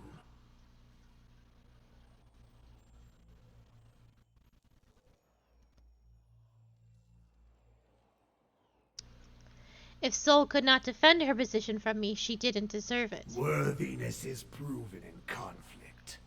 Might grappling with might. Flesh tears, bones break, and the ones that mend are stronger still. Blood mixes, and the worthier substance rises to the top. And you have proven worthy. He lets out a howl that rings through the air. He lowers his head, puffs of steam rising from his panting mouth. Twigs crunch and branches snap. The ground shivers under the weight of pacing, prowling footsteps. A dozen beasts, bears, wolves, and long-veined cats stalk out of the undergrowth, their matching amber eyes fast on you. Heravis paces about, sizing up the pack and circling the party as he emits a Stalger's growl. Such powerful specimens, larger than anything I've seen in the deepest forests of Erklanoth. The father of monsters is deserving of his name. As the beasts encircle you, their master rises to his feet. Even the largest of the bears can only reach his brown and muscle-knotted shoulders. You stand mindful of the ring of predators surrounding you. You sought and won the favor of Galawain. What new prey do you now pursue? I hunt Theos. To track a quarry, you must understand its movements. And Theos follows the path of a more powerful master. A warm breeze carries the smell of smoke and gunpowder. Sparks ignite and float into the draft, catching in the leaves over Galawain's head. A sudden blast of heat scalds your face, and even as you turn away, a flash of light sears your vision through your eyelids. When you look back, you see a woman in full plate standing next to Galawain. Her mirror-polished armor flickers with images of reflected flames. You can't see her face, but her voice is strong and clear like the ringing of steel. Let her know her foe. Margren's whore. Yes, I knew he would chime in. He simply cannot help himself. The whore breaks her silence at last. Have you missed me, Margren? You may have found other lovers, but surely none that was my equal. Margren says nothing in response. Indeed, she never even glances in Durance's direction. An involuntary tick causes the baggy skin beneath Durance's eyes to quiver. He says no more, his ruddy skin blanched white. Damn. Theos has trapped thousands of souls in sun and shadow, like rabbits in a snare. Now, he goes there to retrieve the kill for his master, Woodiga. One of the bears paws at the ground in irritation, its hackles rising. She will feast on them, suck their marrow, grow strong on their essence. As the Stalker watches you, it licks its lip, its tongue scraping long fangs. Why would Theos help Woedica? Because he is her hound. He has always done her bidding. His eyes dart to another figure standing just behind Margren. Woedica stands for an old order. So does Theos. A golem made of blackened, pitted iron steps out of Margren's shadow. Its movements are slow yet precise, each footfall accompanied by the groaning and grinding of metal. The steady orange glow of furnace coals emanates from its eye sockets. They both fear change, and the Deerwood has changed much recently. People find answers not in the gods, but in animancy, the product of their own labors. And why not? When they have learned that even a god can be killed. Eos. Durance's eyes are wide, his beard is matted with sweat. Was that not as you commanded, my lady? We sought only to stoke your pride by bringing your vision to reality. Margren stands still, unwavering, and as though she had not heard him at all. Animancy doesn't seem to trouble you. The three gods seem to look at one another. One of the wolves sits and scratches its neck with quick strokes of its hind leg. The clash of ideas, the search for answers and meaning. These are other hunts. They would supplement you. How can you accept this so easily? This is the destiny of Kith, to struggle and transform, even through animancy. And to improve. Steady labor and earnest industry elevate Kith above Wilder and Beast. It is also useful that they should learn to improve their souls, whether through struggle, transformation, or labor. On this, at least, we have no disagreement. You haven't done anything to stop Theos. There is a pact. One Woedica herself has just barely kept. We gods must allow mortals to direct their own affairs. This limit keeps peace between us. So Woodica directs Theos, and he does her will. Alice smirks. And now these three direct us? It is not our fight. What should I do about it? Track Theos. Follow the trail he has left for you, and corner him in sun and shadow. You must stop him before he empowers Woodica. And if you do, you will have a different decision to make. And if you believe you're free to make that decision how you wish it, you have not been listening to our conversations along the road. Souls were ripped from the world, ripe and full and pulsing with essence. Scatter them like bones to a pack of dogs. Their essence will strengthen the souls of the Deerwood. Let the remains of the dead feed the survivors. Why would I feed Lost Soul's essence to the rest of the Direwood? To breed strength. Power is born from the mixing of essence and blood. The wolves snarl and snap. What Theos did cannot be undone. Thousands of lives have changed, and thousands more have ended because of his actions. But transformation gives purpose to trial. And improvement is the goal of all Kith. Long lives, prosperous futures, stronger minds and bodies. Strengthening those who remain will help repair the damage that Theos has done to the Deerwood. If Woedica can accomplish this, then perhaps she deserves her victory. I'm not actually going to say that. Now I've got to find Theos. And when you descend the pit to sun in shadow, you can count on our assistance to see you safely through. As I hope we can count on yours when you reach the bottom. There are many souls upon the burial isle that are sworn to serve us. They belong to you now, and they shall guide your descent. Durance's face is grave. Beware the promises of a god watcher. They are binding, but only in one direction. The beasts grow restless, pawing the ground and eyeing you with renewed interest. The bear sniffs at the ground next to your leg. One stalker skulks into the circle, its amber eyes glowing. Gallowayne hurls his knife between your feet, sinking its handle. He raises an empty hand. Hunt him, mortal. And when you stop him, let the souls he has captured feed the Deerwood.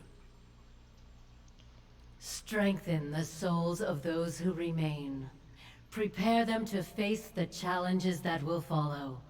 Pledge that you will do this, and we will grant you a power fit for the finest warrior who ever lived.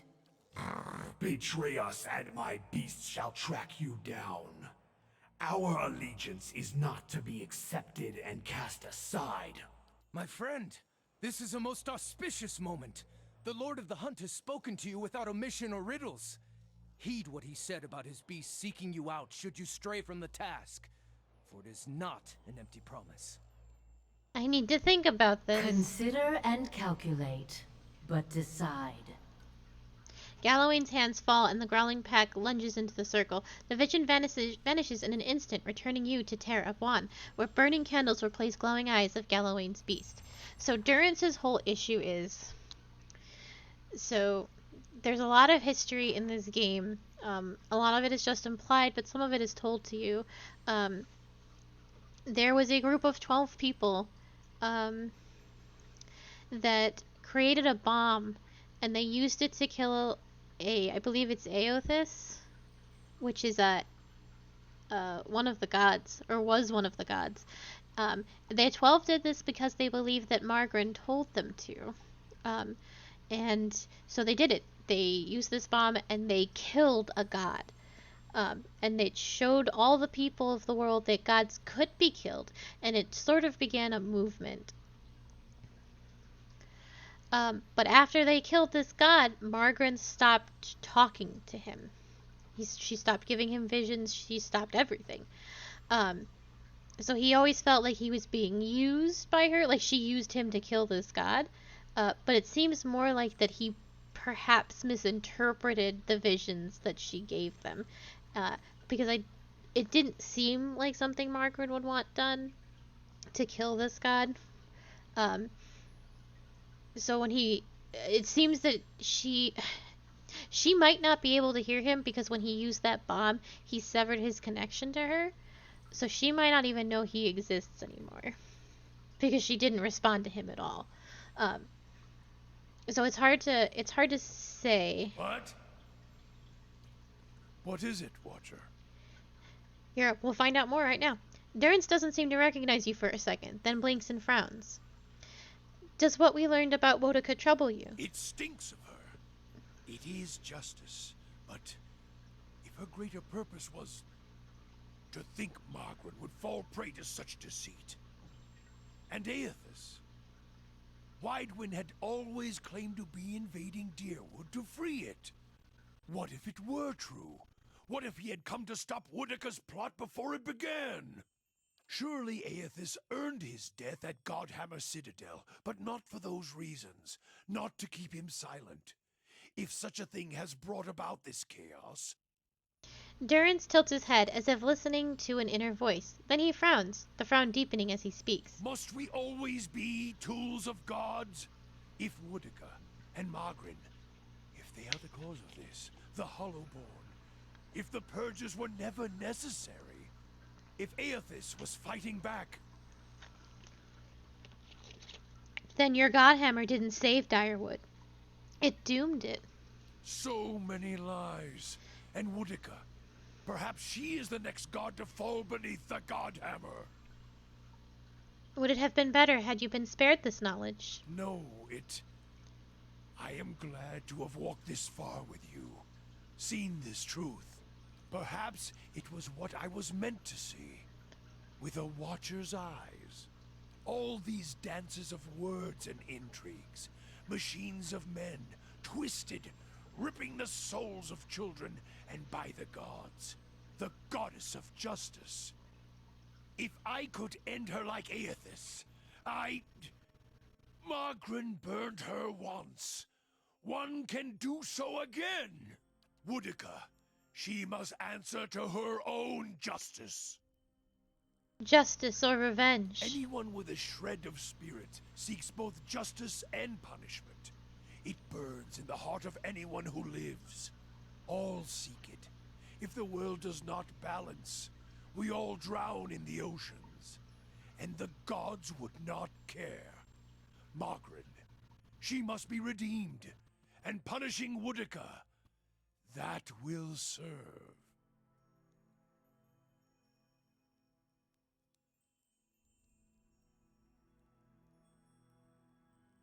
Do we know that Margaret was not a willing accomplice? Is this some final joke at my expense? To test my faith further? And why would you think that, Watcher?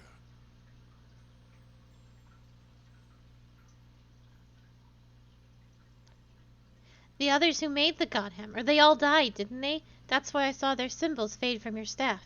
If all you have are questions, then I have enough of those. She is a bitch of a goddess, to be sure. But even a whore only goes so far in crossing those she serves. I'm not certain, it's just a feeling I have. That is all you have, a feeling. If feelings provoked me to say every thought that crossed my mind, get gone, and leave me to my thoughts. Yes.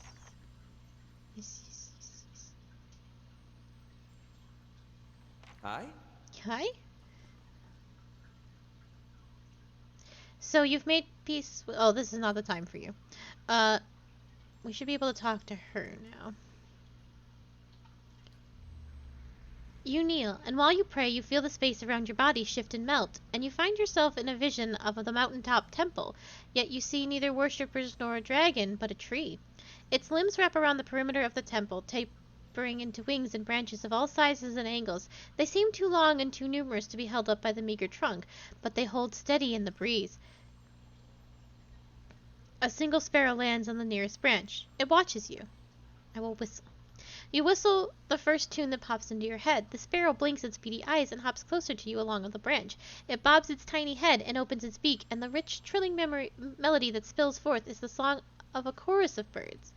A massive flock descends with thundering of wings and whooping, screeching, chirping calls. They fill the boughs of the tree by the thousands, birds of every shape, size, and color, nestling next to one another. Dum, bum, bum, bum, bum. Thank you so much for the follow. A breeze ripples through the air. The limbs sway, creaking with a strange, gentle rhythm. A few hundred of the birds flit from their branches, forming a brilliantly variegated flock in front of the tree. As they meet and swoop in unison, you catch a glimpse of someone looking back at you, cloaked in the flurry of feathers. Watcher, I believe we stand in the legacy court of birds. She closes her eyes and raises her face to the sky. I feel a presence, warmth, and hope. You journeyed to my temple and rid it of the dragon. Now my faithful may return, singing their joy to the skies and praising me through their creation. I just wanted to kill a dragon. Life is creation and celebration. I am glad to have served you in this. The breeze blows through the tree. A dove tucks its head into its feathers and watches you. Glad because you seek to protect life, or because you seek a patron. And yet you have proven yourself with this task. I would tell you of another. Oh, of course, thank you. I already know that Thios Arcanon has gone to Sun and Shadow to strengthen Wodica with thousands of souls. The birds return to the tree and nestle amongst their peers. The breeze ripples through the branches again, carrying the goddess's voice. Then you have earned the favor of another. But stopping Theos will not heal the Deerwood. You must guide the trapped souls back to the bodies they were stolen from. Hollow-born children whose eyes have never seen the sun. The grieving mother claps her hands once, setting off the music of chimes. After long years, let their wounds be healed, their tears dried. You could restore them, give their families hymns of joy after years of lament. The breeze tickles your ear. Peace and restoration give purpose to suffering. There is no meaning, no redemption in pain that does not lead to fulfillment. Symmetry demands that great rejoicing follow suffering such as this. I am not sure it's possible to truly undo the harm Theos has caused. Sagani flinches. Surely those wounds can heal.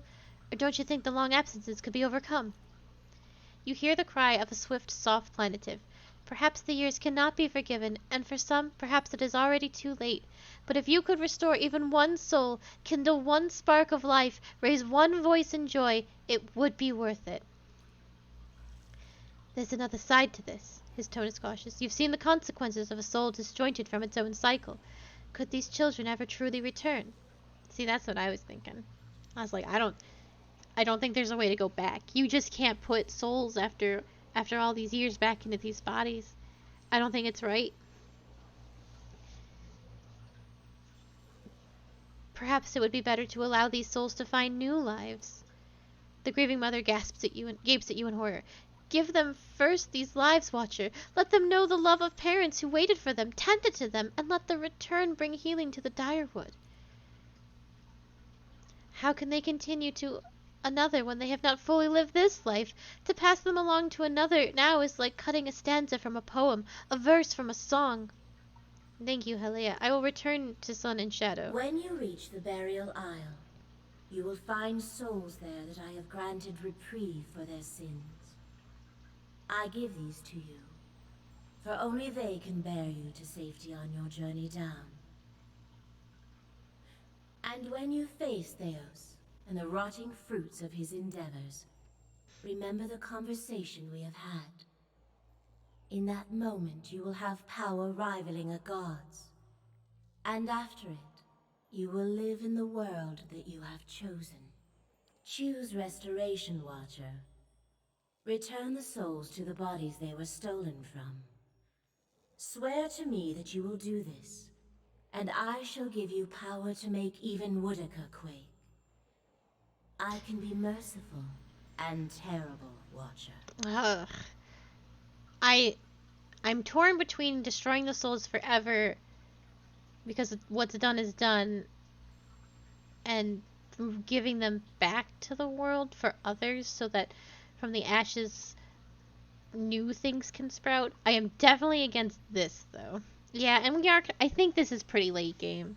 But I'm not sure. I've never played before. The grieving mother's eyes are fever bright. Watcher, this is the hope I have held to, that the children of the Direwood might be restored, their families healed.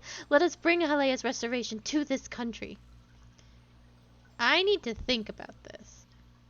Think then and choose. All of the birds spread their wings and take flight. As they flock and swarm around you, you again glimpse someone watching you from within the maelstrom of feathers. Her glance is full of compassion and hope. The birds rise towards the sun. They blot it out, reminding you for an instant of a dragon in a shadow. But when your vision clears again, you are standing in Teravon. Hum-dum-dum-dum. So we still haven't talked to... Because I don't think I've finished his thing. You pray and again find yourself on the road with stars wheeling overhead.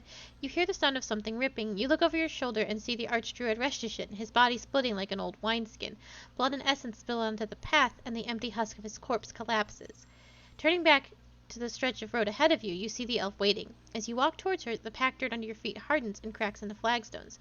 The pale pinpricks of starlight shiver and dim in the candle flames. You realize you have departed the vision and returned to Tir Avan. Shit, I need to find this elf woman. Yes. Because I'm curious what this man will say about everything. I am leaning more towards Margarine.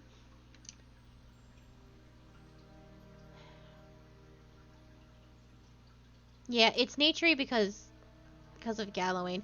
These guys sound like dicks, though. Skane is a dick, actually. I gotta find this elf woman. I'm out of time, though. I'm surprised Ondra was such a hard ass about it. She's like, kill them all. Destroy it all. I didn't expect that from her. Uh-oh. Stop right there. The Stelgar was on top of me, and I was face down in the dirt. Arrow to the throat. That stops him. You guys cannot have a conversation while plot is happening. Shifted, and she was in heat, so I aimed for the throat, but not with an arrow. Holy shit. ABO in my video game? You're in the wrong city, Inquisitor. There was so much that happened. The Phantom Soldier raises his short sword to your chest. Did you think you wouldn't be recognized here in your old home? I've seen your trials with my own eyes. Are we just stopping the dialogue halfway through? I thought I could have a sip. I have seen you light pyres with good people tied to them, people I'd known many a year. He seizes you by the throat, and your airways tighten. Whether real or imagined, you cannot tell. They deserve your confession. He raises the point of his sword, holding a hair's breadth from your eye. Thuros, what are you doing? Oh, it's my lover! Startled, the soldier releases you immediately and turns to face the speaker. A woman in a plain wool tunic, fully a head shorter, but he is somehow seeming to tower over him. You have seen this woman's face before, but from afar, bloodied and burned as she lay stretched across an iron wheel. At that moment, it is marked only with concern. An assassin sent by the Inquisition, my lady, daring to approach our camp. If she is so poor an assassin as to approach an armed guard in daylight, I should have little to fear. I would hear what this woman has to say. She stares him down until he can no longer face her. He turns away, sour-faced, and pretends to be suddenly distracted by something far off. Surely this is some trick of my mind. I did not expect to see you again.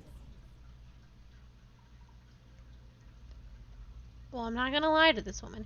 Grand Inquisitor Theos Ekarnamen dispatched me here to spy on you. Iorva doesn't blink.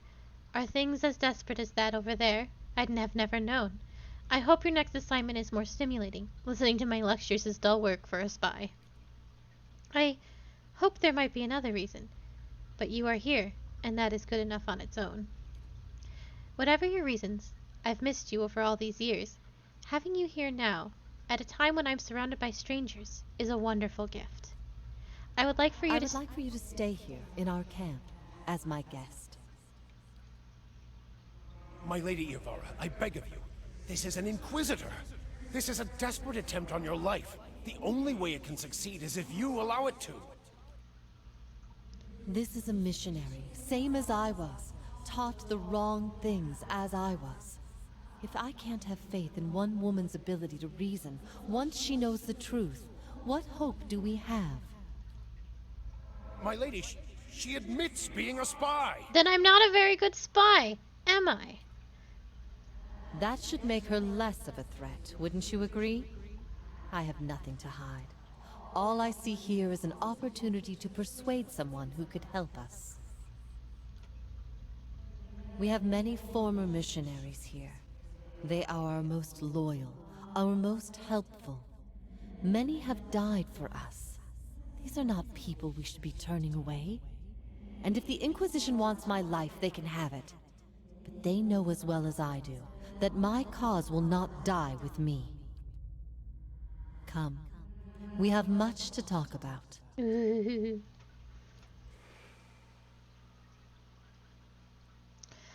Yes. Okay.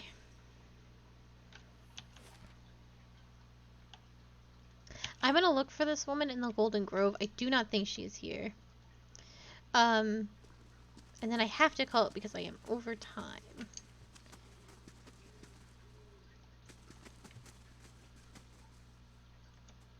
Many blessings, traveler. Oh, I wonder if I'm looking for... Estremor?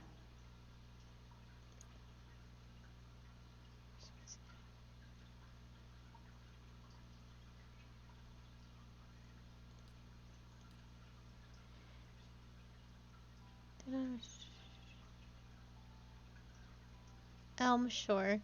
I bet she's at Elm Shore. I bet we have to kill her. Because we had to kill one bad guy, which was easy. And now, now we have to kill someone that's good. Because it's their time.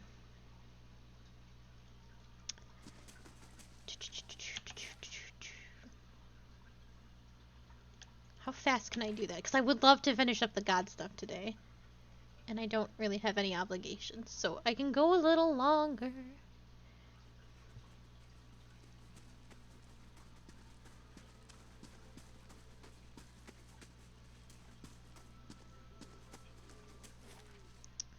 Elm Shore.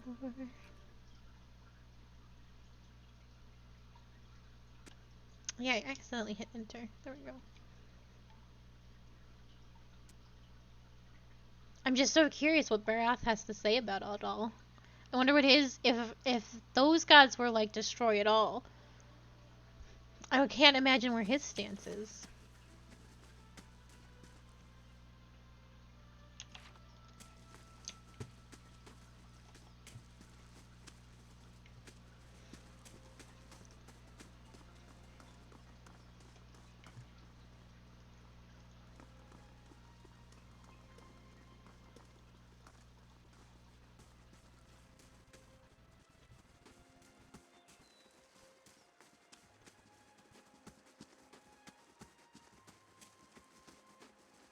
I see.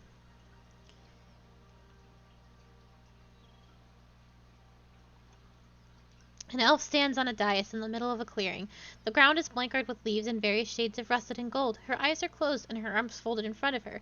A curtain of autumnal yellow hair hangs in front of her face. As you draw near, she lifts her chin and looks at you with shifting hazel eyes. Greetings, Estremor. You are among the ovates of the Golden Grove. And you are? I, Ovate, an ancient elm among poles and saplings. We have taken root in the same soil, and the others grow in my shade. Their roots nourish my soil. My branches give them shelter. Together, we grow. Your essence churns like an eddy in the stream, Estremor. Speak the questions of your soul. Bareth has sent me to end your life. It has continued for too long. And turned your turbulent passions against me, no doubt. What is a god that his voice should carry so far? And what are you that you should so eagerly obey? The gods only have dominion over what we seed, and you would cede matters of life and death to them. I didn't cede half my face to Galawain by choice, Heravis mumbles from beside you. I wish her sentiment to be true, but agelessness has made her ripe with folly. The gods may be fickle and hard to know, but they are not constrained by our permission. Are you any different? You've extended your life beyond its natural span. Through work and wisdom. The greater the tree, the more fruit it may yield. She nods at the ovets gathering in the clearing. They are vines climbing an ancient elm into the sunlight. My growth sustains them. Should our harmony fall prey to God's jealousy? And what exactly would she lead them? She's blind to the limits of her own wisdom. Oh, it's not Gallivan, it's Barath. And Barath, he's also known as like the Wheel, and he resides over. He's like the god of death.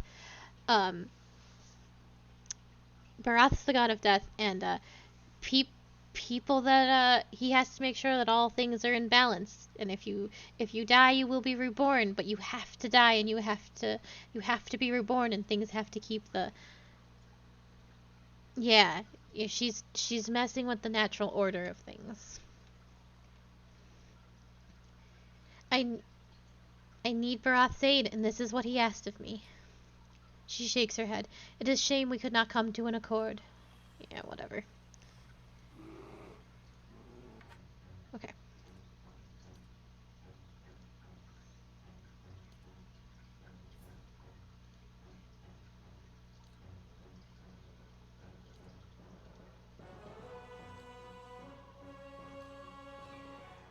Yeah?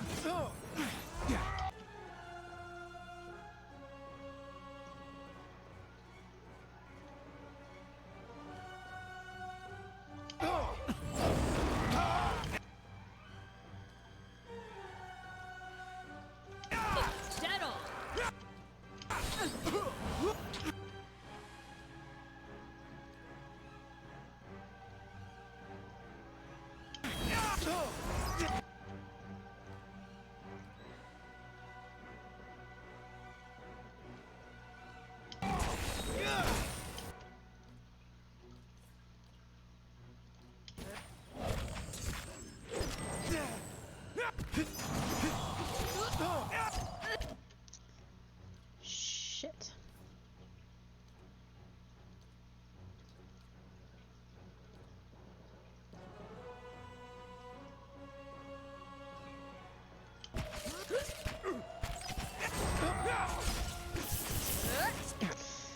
Oh no.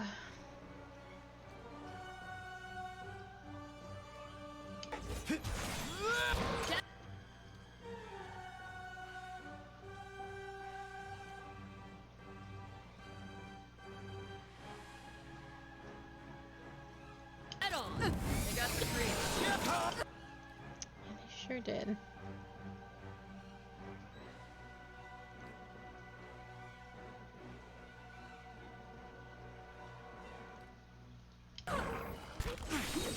Arthur, word.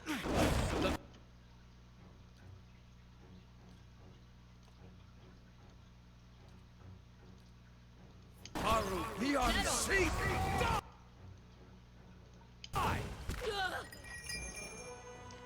Whoa, we pulled through. That would looked very bad for a very long time.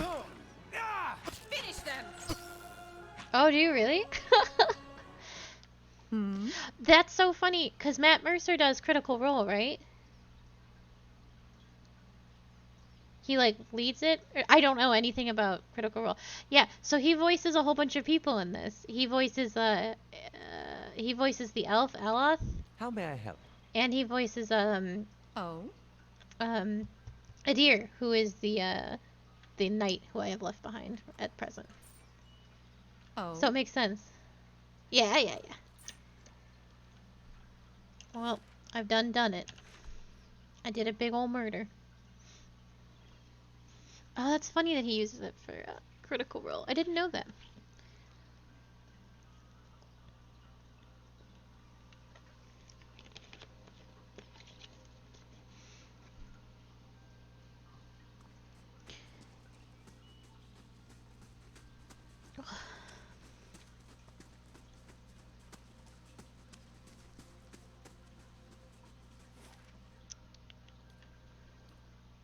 Alright, let's see what Barath has to say. And then we will be done here. I'm so curious. But I think I'm on the side of Margaret and the others. I think. It's also easier to pick them because you're more familiar with them. Like you've talked about Margaret a lot. You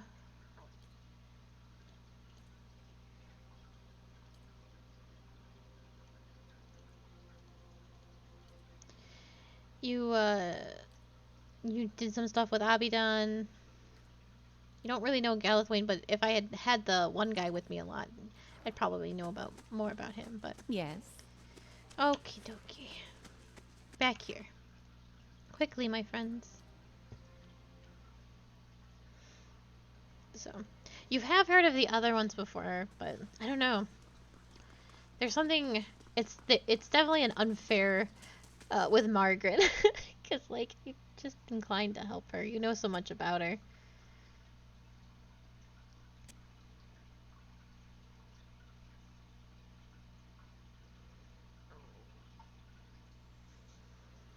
Okay, here we go. As you pray to Barath, you again find yourself on the road. Squinting into the distance, you see a short, pale figure waiting for you. At first, you think it's another vision of Archdruid Reshton, but you notice the figure's skeletal frame and wretched skin. He stands in front of another skull gate, but the way leads down, not onward. He beckons for you to approach. That must be the usher. Alepht's voice is low. Behind you is a woman. Her skin milk pale against her black hair. She wears a suit of armor so dark it seems to suck the light from the stars. The roads wind up a mountain behind her. A toll, traveler. She holds out a hand. And the Pellet Knight. I will pay the Pellet Knight. You drop a few coppers into her hand and she closes her fist around the coins. You instantly feel a small weight added to your purse. The lord of this road demands a toll of all, but he lends generously, that all might travel his road again. Behind her, the usher grins his lipless smile and waits. The road bores into the mountain, and you find yourself in a gigantic cavern. The ceiling curves up and away, and it's dotted with moisture. At this distance, the shining beads look like stars, clustered and scattered in constellations. The usher and the Pallid Knight lead you up a trail carved into the edge of the cavern. Two identical cave mouths wait up ahead, and you follow the usher to one of them. Standing at the edge and gazing down, you see an endless, ever-changing plain bisected by a road.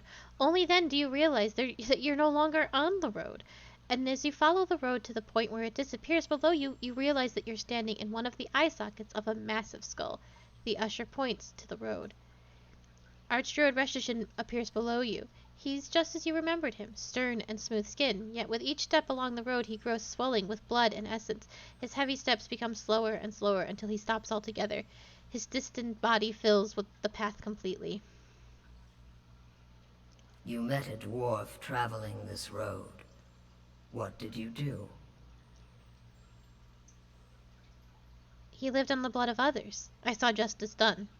You are too impatient in your ideals. There is no justice in the tides that move the seas, nor in the seasons that nurture and slay all growing things.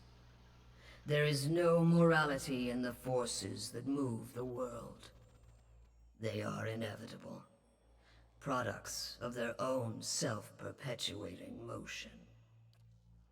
As Reshton's swollen body ruptures, the effect is like a dam bursting. Ghostly figures as hazy and indistinct as wisps of smoke continue along the cleared path.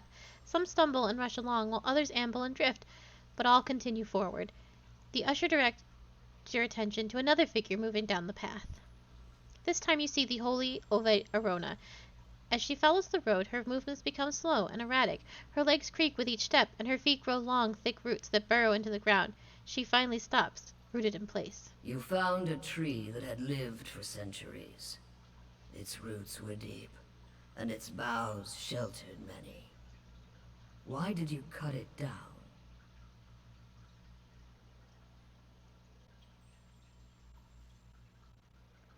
It was a parasite.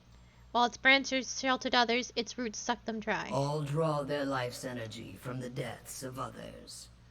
This is why all must remain part of the cycle of death and rebirth.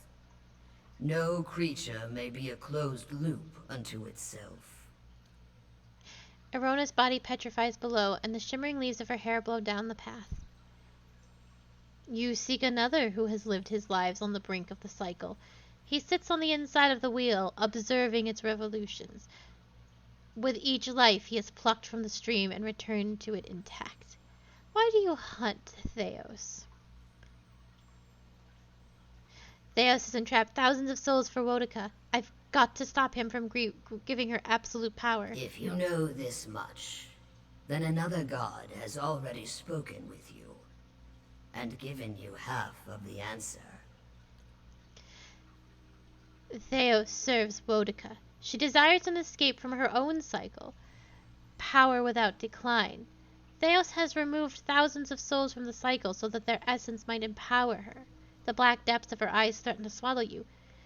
You must stop them, and you must return them to the cycle.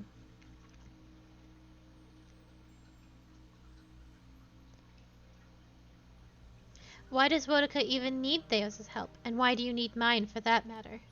The gods guide souls through the cycle of death and rebirth, but Aora is the domain of mortals. We stand aside, weights and counterweights. Were one to alter the tides of Kith, all would follow. We would tip this world from its axis. That is why Wotica directs the mortal to do her bidding, and why any who would stop Theos must be mortal as well. What end would it serve to send the souls back into the cycle? Attending to these souls is a question of stability, Watcher, of maintaining the natural order of the world in the ebb and flow of essence. Couldn't they be returned to the Hollowborn? As battered, burdened things? Do you mix soured wine with fresh? The kindness you seek lies in giving them a new beginning, not in shackling them to this life. And see, that's what I was thinking. That's what we were thinking, yeah. If Theos has meddled with these souls, perhaps it would be better to destroy them. The cycle is merciless, but it is not wasteful. Time and the endless procession of rebirths eventually grind souls into dust, but until then, they must pass from the world and return to it. Their continuing movement advances the cycle itself. Cycles are changeless and monotonous. Surely there's a better alternative. The illusion of revolution, it is merely part of another cycle, and a painful one. True change has structure, geometry. It is the product of cycles within cycles, 1,000 gears spinning and moving the universe by degrees. I think I understand what you're telling me. The usher gestures to the road and the starry expanse beyond while the pallid night speaks. I only show you the motion of the universe, Watcher. I must go to sun and shadow now. No mortal can survive the descent into the pit. But there are souls on the burial isle that are pledged to me.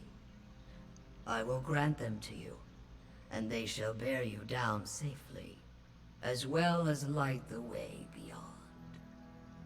A multitude appears at the other end of the road, raising their voices and kicking up dust as they make their way towards you. Return them to the cycle, Watcher. Promise that you will, and I shall give you power befitting a champion of death. The pallid knight raises a finger. Accept my favor, however, and I will demand this decision as your due. I will collect from all mortals in time. I need to think about this. Do not delay, long Watcher. What Theos seeks to do cannot be undone, even by the turning of the wheel. The usher points behind you, and when you turn, you find yourself again standing in Teravon.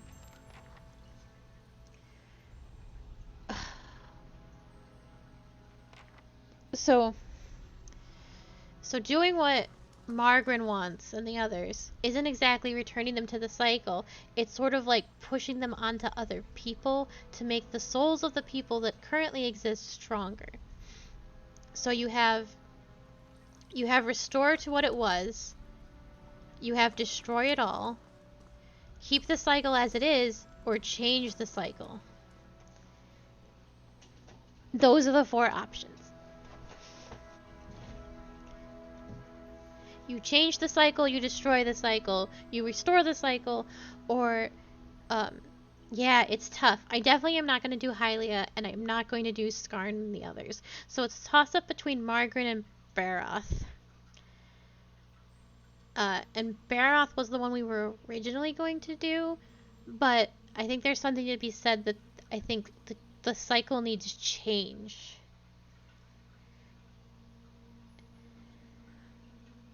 But there's also something to be said by changing the cycle in such a way and destroying the balance. So I'm not sure. Good thing I have a whole bunch of days to think about it. Ugh. Goodness gracious. That's some heavy stuff. This was good. I am glad we did all the god stuff and got to see it all. This is a lot to ask from me. Can I pick the gods that don't want to have a say in this? Can I pick Eyeball? Oh, this is why you can't pick Wotica, though. Nothing happens when you approach Wodika's shrine. She won't even talk to me. I wish I could talk to him then. He's probably like, I don't care. Yeah, and Aothis isn't here anymore. Gosh darn it. Okay. Well, there's lots to think about. Maybe we'll even do a vote. There's enough people here. We can do a vote. But I will think about it. Thank you so much for being here. This was a very good stream. Very intense. Very lore heavy. And I loved every second of it. If you're looking for more about me, and of course, if you're looking for more of me and what I do, you can find this all in the links below. There is my Discord, there is my Twitter, and there is my YouTube, where you can find the beginning of this series and some of the others that I have done, like Celeste and Undertale and Beholder. Yes, of course. Thank you all for being here. I could really and truly could not have done it without all of you. So I will be back tomorrow, not with either of the streams that was on today. It's Friday, and there is a new killer in DBD. So we will be doing that for a few hours and maybe some Survivor stuff too. So Dead by Daylight tomorrow at 2 p.m. EST. So thank you so very, very much for being here, and I will see you soon. Goodbye.